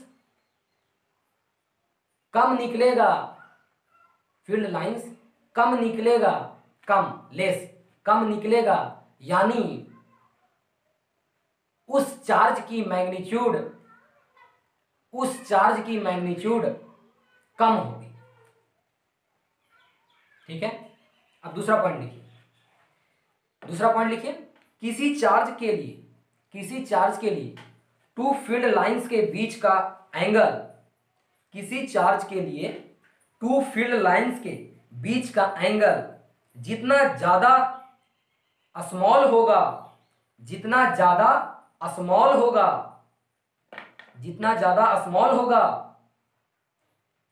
उतना ही फील्ड लाइंस ज्यादा निकलेगा, उतना ही फील्ड लाइंस ज्यादा निकलेगा, उतना ही फील्ड लाइंस ज्यादा निकलेगा। ओके, दैट इंप्लाइज, लिखिए दैट इंप्लाइज। अब सुनिए आगे, अभी लिखिएगा मत, सुन लीजिए। अगर एंगल कम है, देख रहे हैं ना, एंगल कम है तो लाइंस ज्यादा निकल रही हैं, एंगल ज्यादा है तो लाइंस कम निकल रही हैं। मतलब एंगल ज्यादा लाइंस कम, एंगल कम लाइंस ज्यादा। अगर लाइंस ज्यादा होती हैं, आप जानते हैं कि the number of lines is directly proportional to the magnitude of charge, ये भी पढ़े हैं प्रॉपर्टी नंबर 3 या 4 में। तो जितना ज्यादा लाइंस निकलेगा उतना ज्यादा मैग्नीट्यूड होगा चार्ज का, जितना कम लाइंस निकलेगा उतना कम मैग्नीट्यूड होगा। तो एंगल ज्यादा, लाइंस कम, लाइंस कम तो मैग्नीट्यूड कम। ठीक है, अब आगे चलते हैं। अब बात कर रहे हैं कम एंगल, कम एंगल 2 लाइंस के बीच में तो ज्यादा लाइंस निकलेगा, कम लाइंस, कम एंगल है तो ज्यादा लाइंस निकलेगा, अगर ज्यादा लाइंस है तो उसकी मैग्नीट्यूड भी ज्यादा होगी। ओके, तो दैट इंप्लाइज करके लिखिए, दैट इंप्लाइज लाइंस ज्यादा निकलेगा, लाइंस ज्यादा निकलेगा, यानी उस चार्ज की मैग्नीट्यूड ज्यादा होगी, उस चार्ज की मैग्नीट्यूड ज्यादा होगी। ओके, चलिए आगे चलते हैं। अब देखिए उसी कॉन्सेप्ट को लेकर, ये मोतीराम और बाबूराम समझ गए ना, कम एंगल, सॉरी ज्यादा एंगल कम लाइंस, कम एंगल ज्यादा लाइंस। अब यहां पर मैंने आपको दे दिया Q1 से जो दो लाइंस निकल रही हैं उसका एंगल कितना अल्फा, Q2 से जो Q2 के पास जो लाइन आ रही है उसका क्या है बीटा, बीटा दिया हुआ है। अब देखिए मैंने ये क्वेश्चन में बोल दिया कि अल्फा बड़ा है बीटा से, मतलब एंगल ज्यादा है, अगर एंगल ज्यादा है तो लाइंस कम निकलेगा, एंगल अगर ज्यादा है तो लाइंस कम निकलेगा, मतलब लाइंस कम निकलेगा, मतलब Q1 से लाइंस जो है वो कम निकलेगा, Q1 से लाइंस कम निकलेगा। ठीक है, कोई दिक्कत? अब देखिए Q2 के पास लाइंस आ रहा है और इसके बीच में एंगल कितना है बीटा, बीटा क्या है छोटा, मतलब एंगल कम, अल्फा से एंगल कम है, मतलब एंगल कम तो लाइंस ज्यादा, मतलब Q2 के पास लाइंस, Q2 के पास लाइंस ज्यादा आएंगी, बात समझ में आ रहा है ना, Q2 के पास लाइंस ज्यादा आएंगी, बात समझ में आ रहा है। तो जिससे ज्यादा लाइंस निकलता है उसकी ज्यादा मैग्नीट्यूड होती है, मतलब यहां पर किसको हम बोलेंगे टिक आउट करेंगे, Q2 ग्रेटर Q1, बात समझे, एंगल ज्यादा तो इससे कम लाइंस, एंगल कम तो इससे ज्यादा लाइंस, जिसका ज्यादा लाइंस उसका ज्यादा मैग्नीट्यूड। तो क्यू साइन क्या है आई डोंट नो, साइन क्या है आई डोंट नो, ठीक है, हमें जानना भी नहीं, ऐसे जान भी सकते हैं प्लस से निगेटिव, जैसे समझ रहे हैं ना बात को। चलिए कोई दिक्कत, तो इसको टिक आउट कर लिए, आगे चलते हैं नेक्स्ट पॉइंट पर, बात समझ गए होंगे।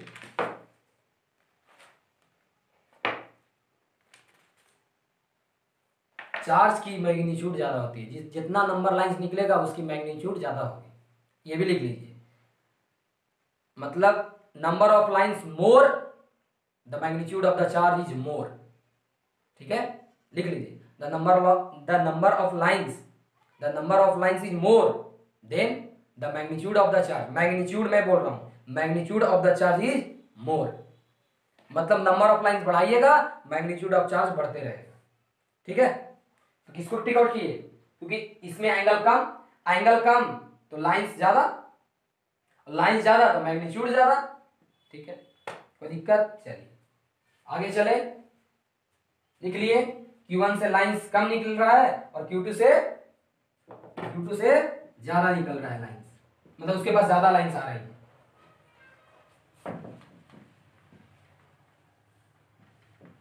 अब बोलिए कि आपने दो ही दिखाया है, ये बहुत सा जा रहा है, मैं सिर्फ आपको समझाने के लिए लाइंस को दिखाया है ना।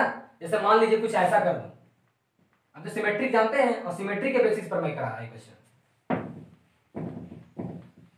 बस एक ही कॉन्सेप्ट याद रखिए, दो लाइंस के बीच में जितना ज्यादा एंगल होगा उतना कम लाइंस निकलेगा, दो लाइंस के बीच में जितना ज्यादा कम एंगल होगा उतना ज्यादा लाइंस निकलेगा। मैं सही बोल रहा हूं, जितना ज्यादा कम एंगल होगा उतना ज्यादा लाइंस निकलेगा, और जितना ज्यादा लाइंस ज्यादा उसकी मैग्नीट्यूड उतनी ही ज्यादा। चलिए आगे चलते हैं 7 पॉइंट में, द डेंसिटी, इसको रिलेटिव क्लोजनेस भी बोल सकते हैं, closeness between field lines gives magnitude of electric field बोला जा रहा है कि जितना क्लोजनेस होगा मैग्नीट्यूड उतना ही ज्यादा होगी। देखिए यहां पर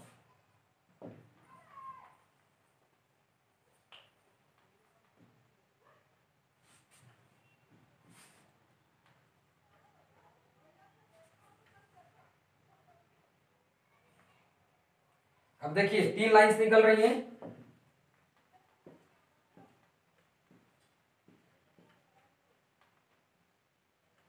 ठीक है, अब देखिए यहां पर मैंने पॉइंट ले लिया, यहां पर एक पॉइंट ले लिया ए, इस पॉइंट को ए मान लिया, इस पॉइंट को ए, इस पॉइंट को बी, इस पॉइंट को सी मान लिया। गौर कीजिएगा, अब देखिए यहां पर गौर से दोनों सेपरेशन सेम है, सेम है सेपरेशन, ठीक ना, थोड़ा सा परफेक्ट नहीं बना है लेकिन सेम मान के चलिए, ये सेपरेशन ये सेपरेशन ये सेपरेशन सेम है। तो देख रहे हैं यहां पर 2 लाइंस नजदीक में है, इस पॉइंट से नजदीक में है, तो यहां पर इलेक्ट्रिक फील्ड की वैल्यू 1 और यहां पर इलेक्ट्रिक बी पॉइंट पर देखिए लाइंस दूर है, तो क्या बोल रहा है, the density relative closeness between field lines gives magnitude, मतलब जितना क्लोज रहेगा लाइंस उतना इलेक्ट्रिक फील्ड ज्यादा होगा, जितना दूर रहेगा उतना कम होगा, या पढ़े हैं डेंसिटी ऑफ लाइंस में। तो ए पर क्लोज है तो इसकी मैग्नीट्यूड ज्यादा होगी बी के रिस्पेक्ट में, ठीक है, और सी में क्लोज है, बी दूर है, तो सी की वैल्यू भी ग्रेटर होगी बी से। अगर ये बराबर है, अगर ये दूरी बराबर है, ये पॉइंट भी बराबर है, मतलब सेम टू सेम पॉइंट पर है, तो हम क्या बोल सकते हैं इस केस में, एससीवी वर्मा में एक क्वेश्चन है एससीवी में, तो देखिए ये बराबर ईसी बोल सकते हैं। अगर ये सेपरेशन बराबर है तो ये दूरी और ये दूरी बराबर है पूरा, तो हम ये बराबर ईसी बोल सकते हैं, ठीक है ना। अगर नहीं बराबर है तो नहीं बोल सकते, लेकिन मान लें बराबर है। लेकिन यहां पर देखिए नजदीक है दूर है, नजदीक है तो जितना क्लोज उतना लाइंस की बीच की दूरी कम, तो कम तो मैग्नीट्यूड ज्यादा, तो इसकी ज्यादा बी से, इसकी ज्यादा बी से। अगर सेम पोजीशन पर बनाए होंगे तो दोनों बराबर होगा। बात समझे, लिख लिए, नोट डाउन कर लिए, कर लीजिए, ओके वेरी गुड, कर लिए, पॉज करके कर लीजिए। चलिए आगे चलते हैं पॉइंट नंबर 8 में, पॉइंट नंबर 8 में चलते हैं हम लोग।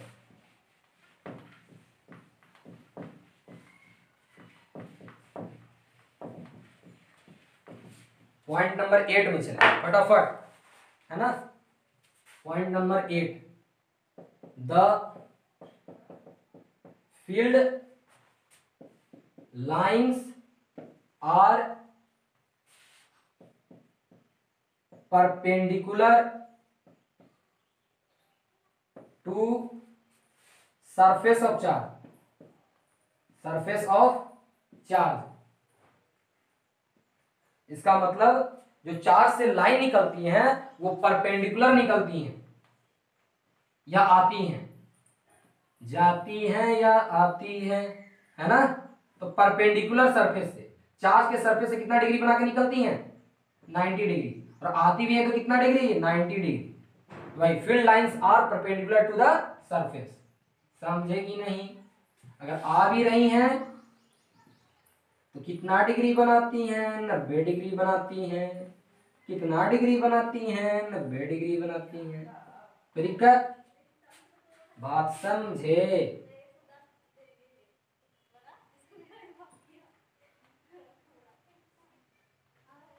कोई दिक्कत, परपेंडिकुलर होता है, ओके, नोट डाउन कर लीजिए, कर लिए, पॉज करके कर लीजिए। चलिए आप लोग तो होशियार हैं, तुरंत कर लेते हैं।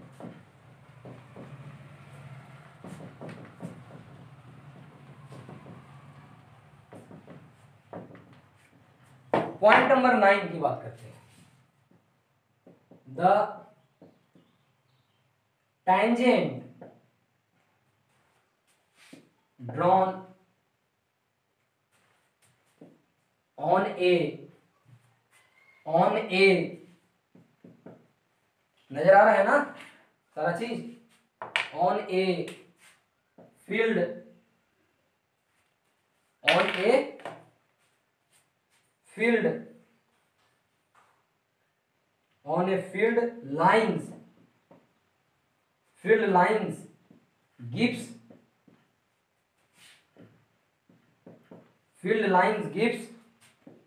the direction of electric field at that point। बड़ा सिंपल पॉइंट है। बोला जा रहा है, मान लीजिए एक लाइन जा रही है ऐसे, इलेक्ट्रिक फील्ड लाइन ऐसे जा रही है, ठीक है। मान लीजिए इस पॉइंट पर, इस ए पॉइंट पर आपको इलेक्ट्रिक फील्ड का डायरेक्शन पता करना है। The tangent drawn on the field lines gives the direction of electric field at that point. जिस पॉइंट पर आपको इलेक्ट्रिक फील्ड की डायरेक्शन निकालनी है, ये इलेक्ट्रिक लाइन है, ये ऐसे इलेक्ट्रिक लाइन जा रहा है, तो किसी भी पॉइंट पर आपको इलेक्ट्रिक फील्ड का डायरेक्शन ज्ञात करना है, तो उस पॉइंट पर एक स्पर्श रेखा, दैट मींस एक टैंजेंट खींच लीजिए, वही टैंजेंट उस पॉइंट पर इलेक्ट्रिक फील्ड की डायरेक्शन बताएगी। ये इलेक्ट्रिक फील्ड की डायरेक्शन हो गई। ओके, इस पॉइंट पर अगर आपको पता करना है, इसको बी मान लेते हैं, तो एक टैंजेंट स्पर्श रेखा खींच लीजिए, तो इलेक्ट्रिक फील्ड की डायरेक्शन यहाँ पर ये होगी। यहाँ पर इलेक्ट्रिक फील्ड की डायरेक्शन अगर आपको पता करना है, तो इसको सी मान लेते हैं, इसकी डायरेक्शन ये होगी, तो इलेक्ट्रिक फील्ड की डायरेक्शन इधर होगी। कोई दिक्कत? नोट डाउन कर लीजिए। ये वाला इलेक्ट्रिक फील्ड लाइंस था, और इलेक्ट्रिक फील्ड लाइंस में किसी भी पॉइंट पर, इलेक्ट्रिक फील्ड लाइंस के किसी भी पॉइंट पर आपको इलेक्ट्रिक फील्ड का डायरेक्शन ज्ञात करना है, तो टैंजेंट खींच लीजिए उसी डायरेक्शन की ओर, बस वही डायरेक्शन बता दिया। Okay, any problem? No problem. कोई दिक्कत है? नजर आ रहा है? चलिए मिटा दूं।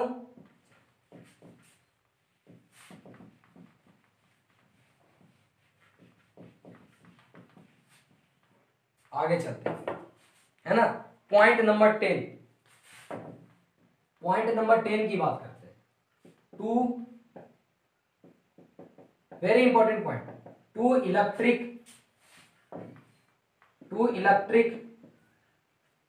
fields lines can never intersect each other। मतलब बोला जा रहा है कि कोई भी दो electric field lines can never intersect each other, मतलब एक दूसरे को कभी भी प्रतिच्छेद नहीं करेगी, कभी भी एक दूसरे को काटेगी नहीं। मतलब अब देखिए, मान लीजिए कोई बोलता है कि नहीं काटेगी, आप बोल दिए कि नहीं काटेगी, कैसे आप प्रूफ कर दीजिएगा? तो चलिए उसके बारे में जानते हैं, कारण क्या है।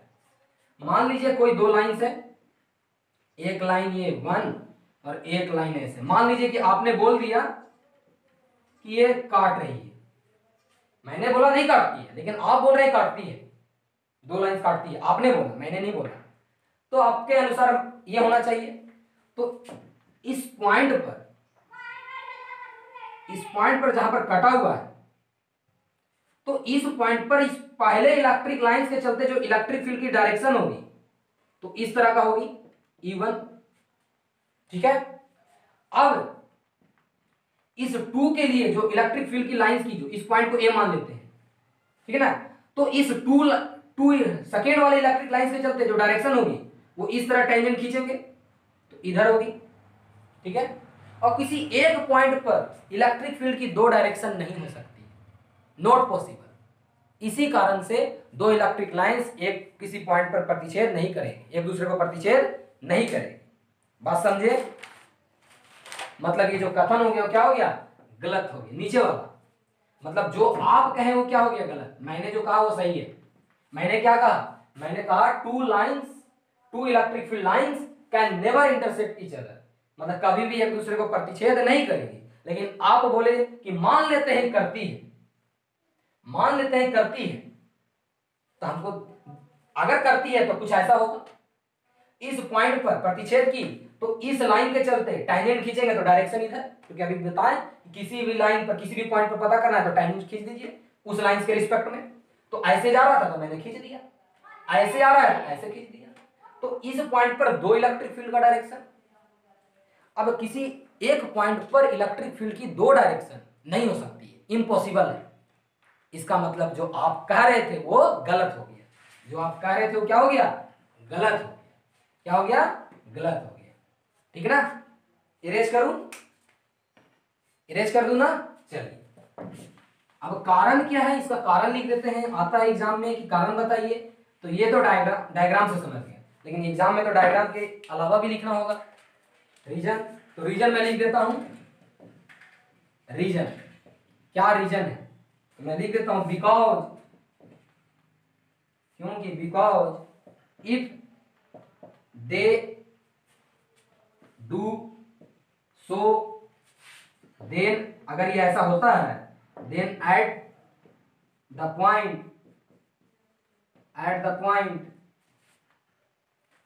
Point of intersection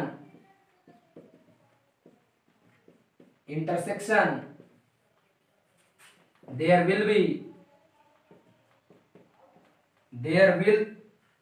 be two tangent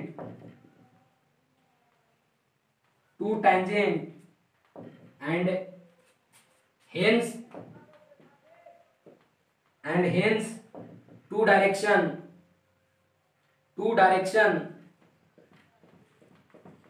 directions of electric field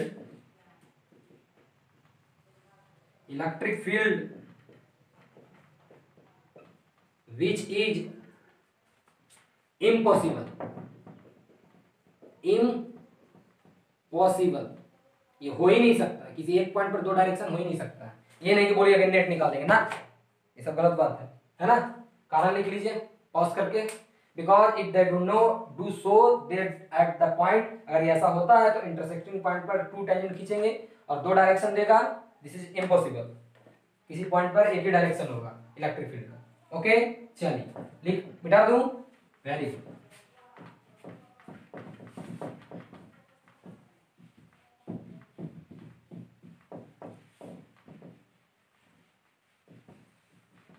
आगे चले हम लोग, चलिए आगे चलते हैं।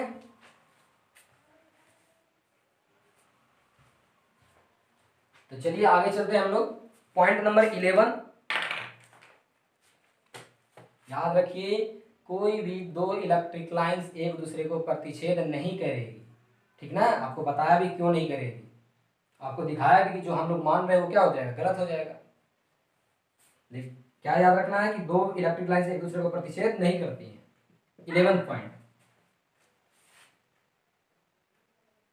मान लीजिए कोई चार्ज है,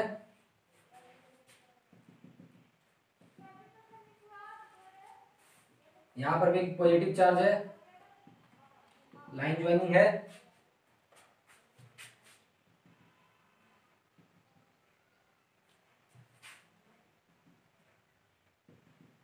ठीक है।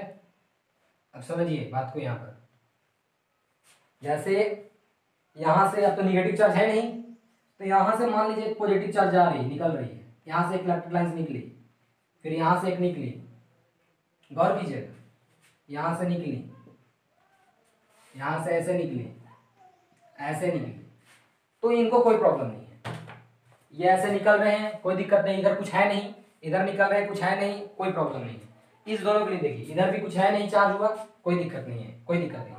लेकिन ये जो दो लाइंस है निकल रही है, और इधर से भी कोई दो लाइंस निकल रही है, तो ये दोनों लाइंस निकल रही हैं, तो बेचारा इधर ये दोनों लाइंस देखेगा कि इधर कोई चार्ज नहीं, इसको कोई प्रॉब्लम नहीं है। ये दोनों लाइंस के लिए इधर कोई चार्ज नहीं है, कोई प्रॉब्लम नहीं है, ये अपना जाते रहेगा, स्वतंत्र है जाने के लिए।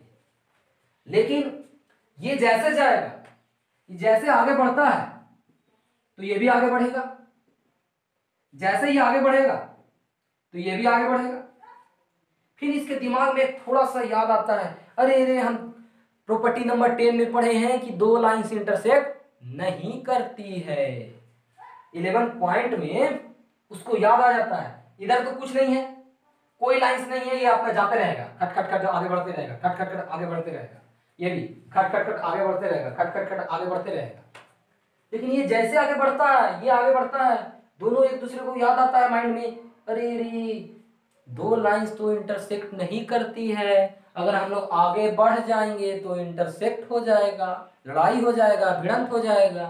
तो इन लोग को याद आता है कि इलेक्ट्रिक लाइंस तो कभी इंटरसेक्ट करती नहीं है, तो फिर क्या किया जाएगा, तुरंत क्या किया जाएगा, ये ऐसे आके ऐसे मुड़ जाएगी, ऐसे आके ऐसे मुड़ जाएगी, है ना, क्योंकि इंटरसेक्ट कर नहीं सकती है, क्योंकि ये अभी प्रॉपर्टी नंबर 10 में पढ़ी है ना, पढ़े हम लोग, आप पढ़े हैं, हम पढ़े हैं, इंटरसेक्ट करने वाली थी, लेकिन दिमाग में तुरंत उसका आ गया कि नहीं इंटरसेक्ट नहीं कर सकती है, तो दोनों अपना रास्ता निकाल लिया, मुड़ गया, ठीक है।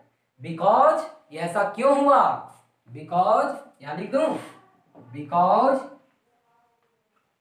Because two field lines, two electric field lines never intersect to each other, never intersect to each other, okay. Property number 11 clear है, ये दोनों तो भिड़ने जा रहा था, लेकिन प्रॉपर्टी नंबर 10 याद आ गया इन लोग को, तो ये क्या किया, अपना अपना रास्ता बना लिया, बोला भैया हमको तो फॉलो करना होगा प्रॉपर्टी को, ठीक ना, नोट डाउन कर लीजिए, ओके। चलिए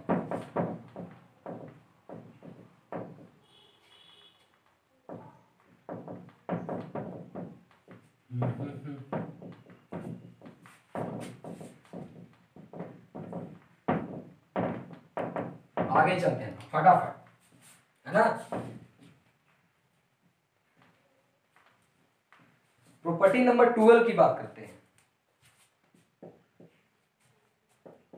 फील्ड लाइंस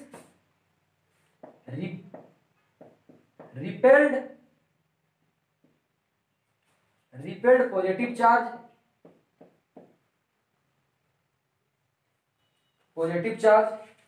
मतलब अगर पॉजिटिव चार्ज से लाइंस निकल रहा है और वो सामने पॉजिटिव चार्ज है, तो उसके लाइंस को धक्का देके बाहर फेंक देगा, इसका मतलब एक ऐसे यहां पर कोई पॉजिटिव चार्ज है तो रिपेल करेगा, है ना, पॉजिटिव चार्ज की चलते, ठीक है। दूसरी बात, field lines repelled positive charge, जो लाइंसें हैं वो पॉजिटिव चार्ज से क्या होती है, रिपेल होती है, भागती हैं दूर, ठीक है। ये पहला पॉइंट हो गया इसमें। 12 का सेकंड पॉइंट क्या हो गया, 12 का सेकंड पॉइंट हो गया फील्ड लाइंस, कौन सी field, electric field, field lines attracted by negative charge, field lines attract होता है नेगेटिव चार्ज से, इसका मतलब जैसे यहां पर देखिए नेगेटिव चार्ज है तो लाइंस क्या होंगी, अट्रैक्ट होंगी, इनके पास अट्रैक्ट होंगी, हाँ कुछ कुछ निकल जाएंगी, है ना, कुछ कुछ निकल सकती हैं, लेकिन सारे और सारे क्या होंगे, अट्रैक्ट होंगे, इसको आप लिख लीजिए, मिटा दूं, चलिए मिटा दूं, चलिए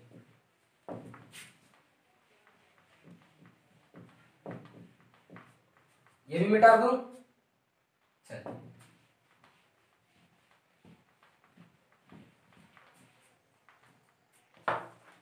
13 पॉइंट है, पैरेलल स्ट्रेट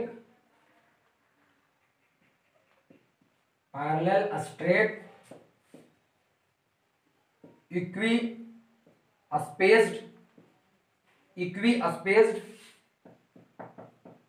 फील्ड लाइंस, कौन सी, electric field lines represent uniform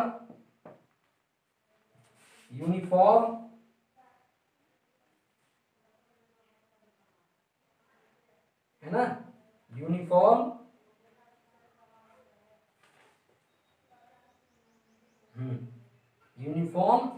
electric field, ठीक है। पैरेलल स्ट्रेट इक्वी-स्पेस, ये मैंने आपको प्रीवियस क्लास में बताया था कि कोई फील्ड है, स्ट्रेट है और समान दूरी पर है, पैरेलल हो, स्ट्रेट और इक्वी-स्पेस मतलब समान दूरी पर, ये इलेक्ट्रिक फील्ड लाइंस है, निकल रही हैं, इलेक्ट्रिक फील्ड की डायरेक्शन इधर, आपको मालूम है कि कहां से निकलता है, पॉजिटिव से कहां जा रहा होगा, नेगेटिव के पास, मतलब इधर पॉजिटिव कोई पोलैरिटी होगा, इधर नेगेटिव पोलैरिटी होगा, ठीक है। अब देखिए equi uniform electric field represent करता है, कौन सी? Uniform electric field. तो पैरेलल भी है, स्ट्रेट भी है और समान दूरी पर भी है, तो क्या हो गया? इक्यू स्पेस्ड। और बोला जा रहा है कि अगर ऐसा है तो उसको क्या बोलेंगे? यूनिफॉर्म। यूनिफॉर्म इलेक्ट्रिक फील्ड का मतलब क्या होता है? हर एक जगह इलेक्ट्रिक फील्ड की वैल्यू समान होना, एक जैसा होना, बराबर होना, ये यूनिफॉर्म की बात होगी। ठीक है। अब हम लोग 14 में बात करते हैं नॉन यूनिफॉर्म की, है ना? Non uniform uniform electric field. Electric field मतलब इसमें क्या होगा? लाइन से होंगी जो स्ट्रेट तो होंगी, स्ट्रेट भी हो सकती है, कुछ भी हो सकती है, तो लेकिन ये पैरेलल नहीं, समान दूरी पर नहीं है, तो ये क्या हो गया? Non uniform. Non uniform uniform electric field, बात समझे? Non uniform electric field. Okay, यहां पर बराबर नहीं होगा, हर एक जगह अलग अलग हो सकता है, ठीक ना? लेकिन हमारा सिलेबस यूनिफॉर्म है, यूनिफॉर्म पर फोकस करेंगे। लिख लिए? ओके, चलिए।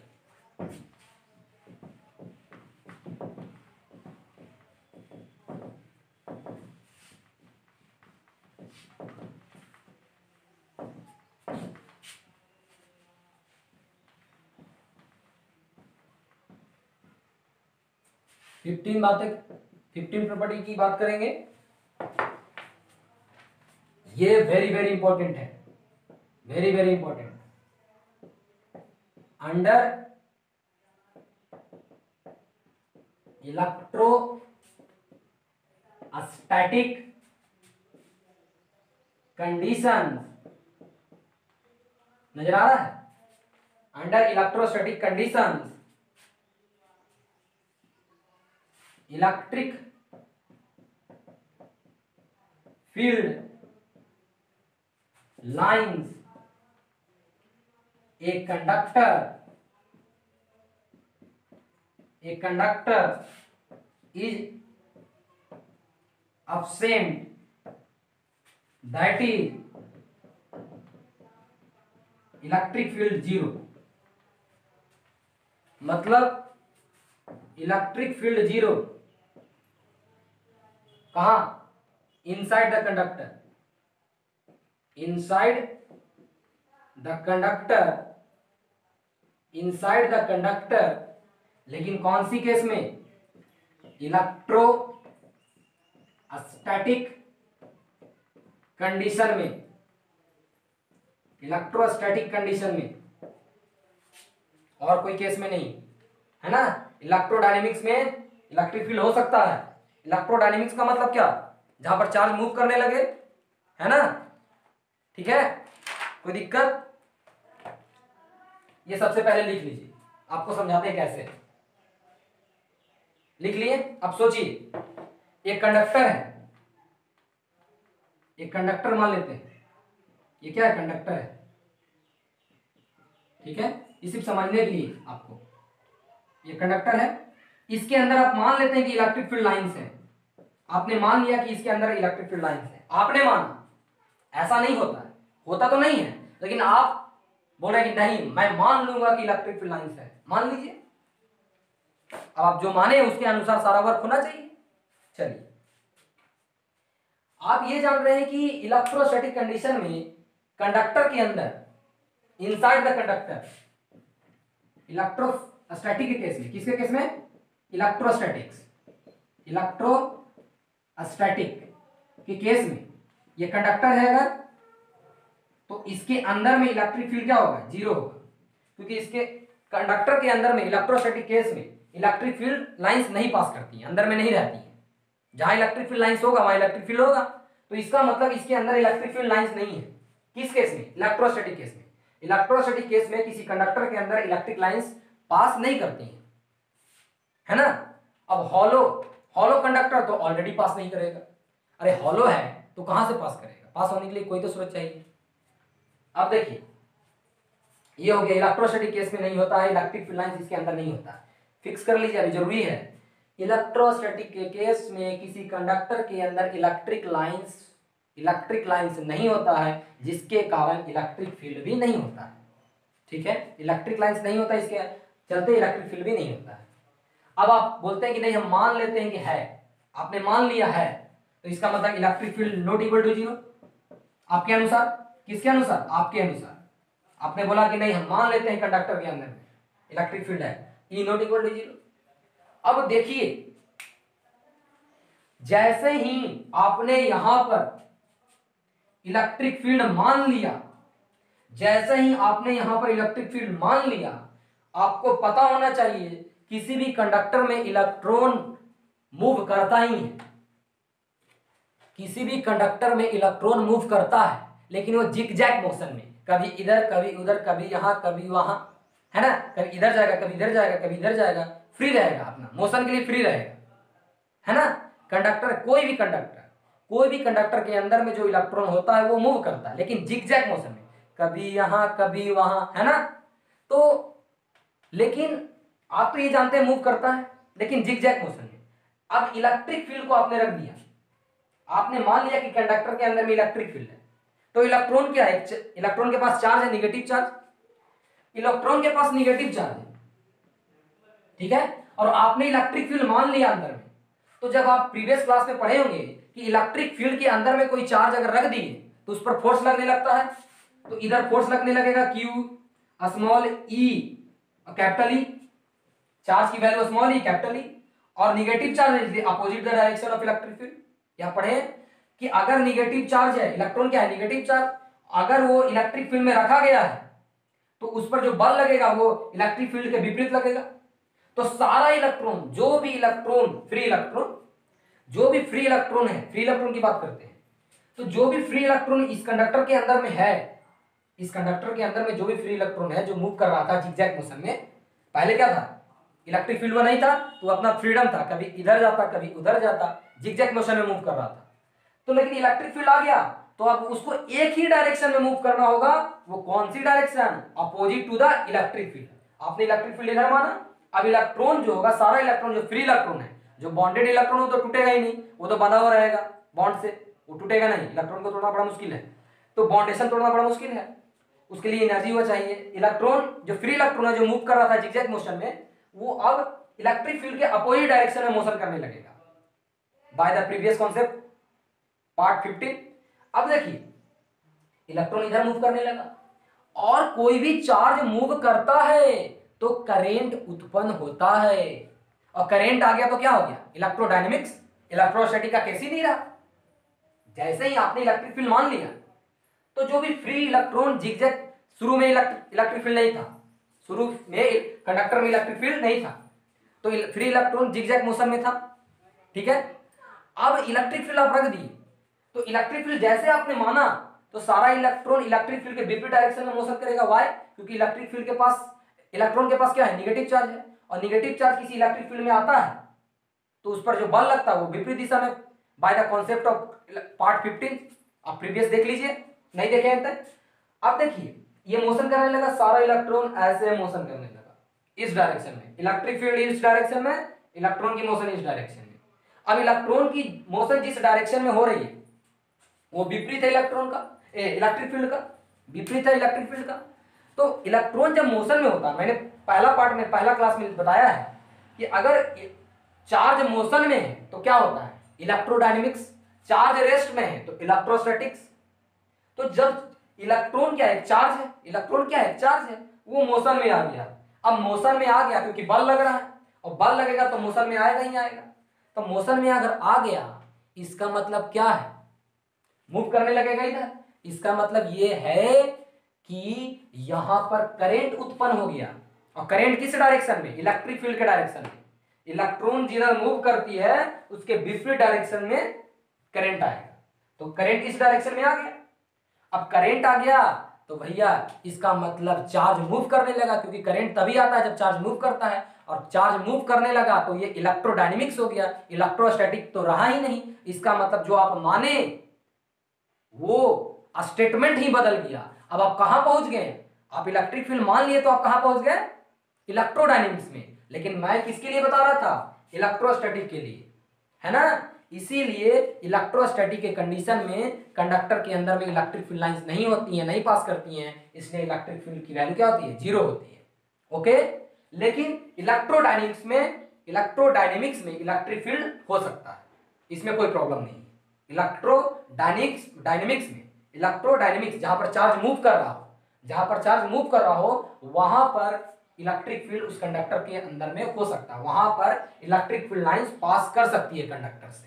अब हॉलो कंडक्टर हो तो हॉलो हो, चाहे इलेक्ट्रोडायनेमिक्स की बात हो चाहे इलेक्ट्रोस्टैटिक की बात हो, हॉलो है तो हॉलो से तो पास होगा ही नहीं, वो तो खाली है, तो पास कहां से होगा, पास होने के लिए कोई तो स्रोत चाहिए एक स्थान से दूसरे स्थान जाने के लिए।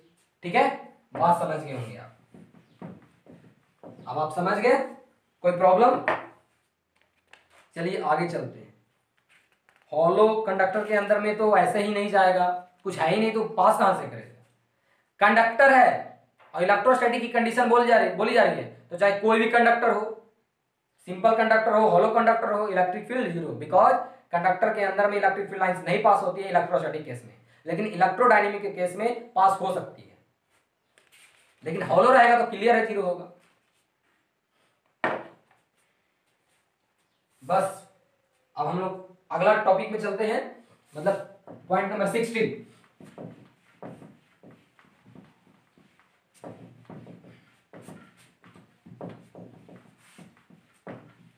एक दो पॉइंट है हम लोग का 16 और 17।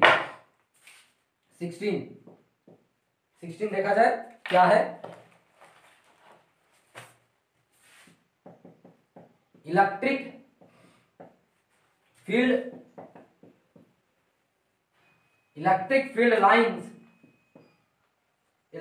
Lines are always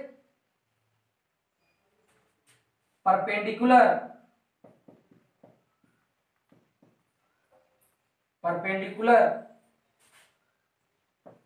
to surface of a conductor। किसी भी कंडक्टर के, अगर मान लीजिए किसी कंडक्टर के चारों तरफ से कोई इलेक्ट्रिक फील्ड लाइंस जा रहा होगा तो वो भी परपेंडिकुलर, अंदर में तो नहीं जाएगा, क्लियर कट है। ये कंडक्टर है ना, कंडक्टर। अब लाइन जो पास करेगी वो परपेंडिकुलर, मतलब अगर पास हो भी रही है तो ऊपर ऊपर अगर सरफेस से जब पास होगी तो परपेंडिकुलर सरफेस से पास होगी, अंदर में तो नहीं रहेगा इलेक्ट्रोस्टैटिक की कंडीशन में, अंदर में नहीं रहेगा इलेक्ट्रोस्टैटिक कंडीशन में। लेकिन अगर कंडक्टर के सरफेस से पास होना अगर हो रही है तो भी परपेंडिकुलर पास होगी, है ना। ऐसे कुछ नहीं, ये सही है। अगर कोई ऐसे कहता है कि कंडक्टर के अंदर में तो क्लियर है कि इलेक्ट्रोस्टैटिक में नहीं होगा, लेकिन अगर उस सरफेस से पास कर रही है और बोल दीजिएगा कि थीटा एंगल बना के, तो ये गलत है। कंडक्टर के केस में जब भी पास होगी तो सरफेस से परपेंडिकुलर, अगर सरफेस से पास भी हो रही है तो अंदर तो क्लियर है 0 होगा। नोट डाउन कर लीजिए, वो गलत है ये सही है, ठीक है। नोट डाउन कर लीजिए पॉज कर ओके। चलिए एक पॉइंट हम लोग का जो लास्ट पॉइंट है, अंतिम पॉइंट जो है उसको जानेंगे और आज के लेक्चर को हम लोग समाप्त करेंगे। चलिए 17, नियर एंड फार फील्ड्स।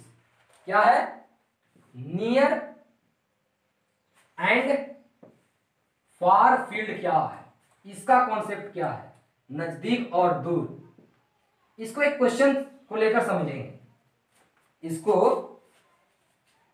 एक चीज और जान लीजिए, आपको मैं यहां पर लिखाना भूल गया हूं, एक नोट पॉइंट पे लिख लीजिएगा। Lines should be symmetric about charge भी होता है, जहां सिमेट्रिक ऑफ लाइन ज्वाइनिंग भी, वहां पर सिमेट्रिक अबाउट चार्ज भी होता है, सिमेट्रिक अबाउट चार्ज, है ना। तो near and far field, near and far field का मीनिंग आप समझिए। यहां +2q है, यहां पर -q है चार्ज, यहां आपको मैं दिखा रहा हूं, कुछ ऐसा निकला, ऐसा पहुंच गया, कुछ ऐसा निकला ऐसा पहुंच गया ना। कुछ ऐसा निकला ऐसा पहुंच गया, कुछ ऐसा निकला ऐसा पहुंच गया। ठीक है, अब देखिए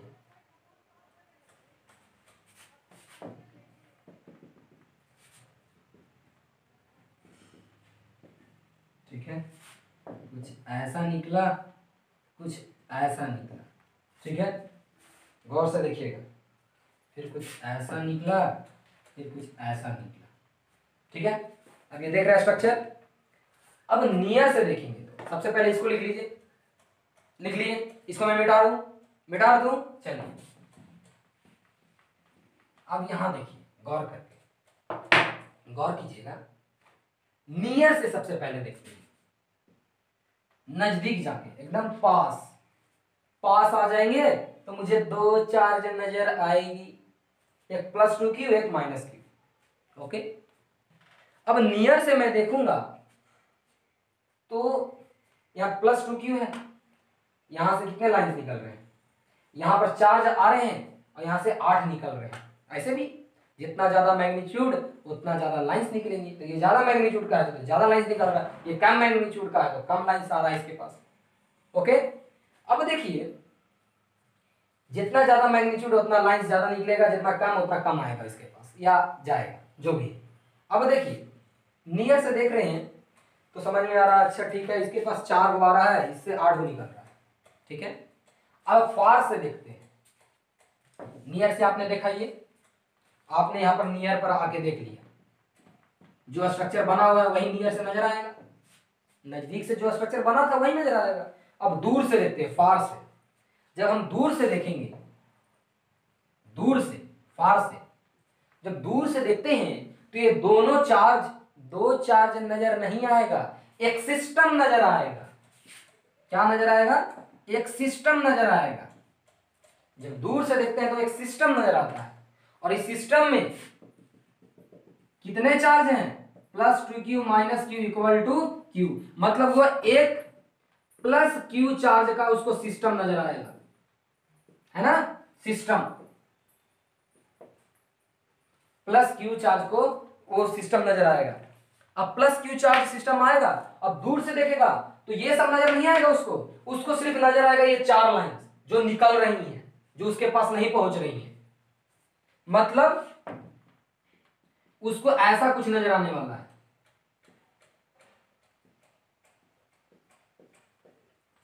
ठीक है, बात समझे? तो दूर से देखा तो 4 नजर आए, नजदीक से देखा तो यहां से 8, यहां से 4 नजर आए। अब दोनों को बैलेंस करना है, दोनों को हमें बैलेंस करना है। चलिए आगे चलते हैं। जब दोनों को बैलेंस करना है, दूर से देखा तो 4 लाइंस नजर आ रहे हैं, नजदीक से देखा तो कुछ ऐसा स्ट्रक्चर नजर आ रहा है ना, तो करना क्या है? तो फाइनली देखिए 4 लाइंस नजर आ रहा है, फिर हम ये भी जानते हैं कि सिमेट्रिक भी बनता है चार्ज के। ठीक है, अब इधर बना है तो इधर भी बनेगा, इधर बना है तो इधर भी बनेगा, लाइन ज्वाइनिंग के अबाउट। तो लाइन ज्वाइनिंग ये है, मतलब ये लाइन ऐसे है तो ऐसे भी नजर आना चाहिए, ये लाइन ऐसे है तो ऐसे भी नजर आना चाहिए। तो हम इसको फाइनली किस तरह कर देंगे? नियर और फार की हेल्प से, +q, एक इधर चला एक इधर चला, एक इधर चला एक इधर चला, तो लाइन के सिमेट्रिक भी हो गया, लाइन ऐसा ही था, तो ऐसे ऐसे ऐसे ऐसे लाइन के सिमेट्रिक भी हो गया, चार्ज के सिमेट्रिक भी हो गया। ये चार्ज है तो इधर से नीचे ही बनना चाहिए, इधर से नीचे ही बनना चाहिए, बन गया। यही है कॉन्सेप्ट फार एंड नियर का। नियर से कुछ और नजर आएगा, फार से कुछ और नजर आएगा। ओके, तो फार से क्या नजर आता है? सिस्टम, 2 चार्ज का एक चार्ज का सिस्टम। ठीक है, तो अगर आपको सेशन अच्छा लगे तो लाइक कीजिए, अपने दोस्तों को शेयर करें। और ये वाला क्लास जो आज का क्लास पार्ट 16 था वो इसलिए लॉन्ग था क्योंकि हम लोग को इलेक्ट्रिक लाइंस के प्रॉपर्टी, इलेक्ट्रिक लाइंस के नोट्स के बारे में बहुत सी बातें हुई हैं आज, जो हमें जानना बहुत जरूरी था, उसको फिल करना था, न्यूमेरिकल बनाना था, इसीलिए आज का क्लास हम लोग का लॉन्ग रहा। ठीक है, तो घबराइए मत, धीरे धीरे पढ़िए, बेहतर ढंग से पढ़िए और हमेशा पढ़ते रहिए ताकि आपको कोई भी प्रॉब्लम ना हो। ओके, नोट कर लीजिए। Thank you, very all the best.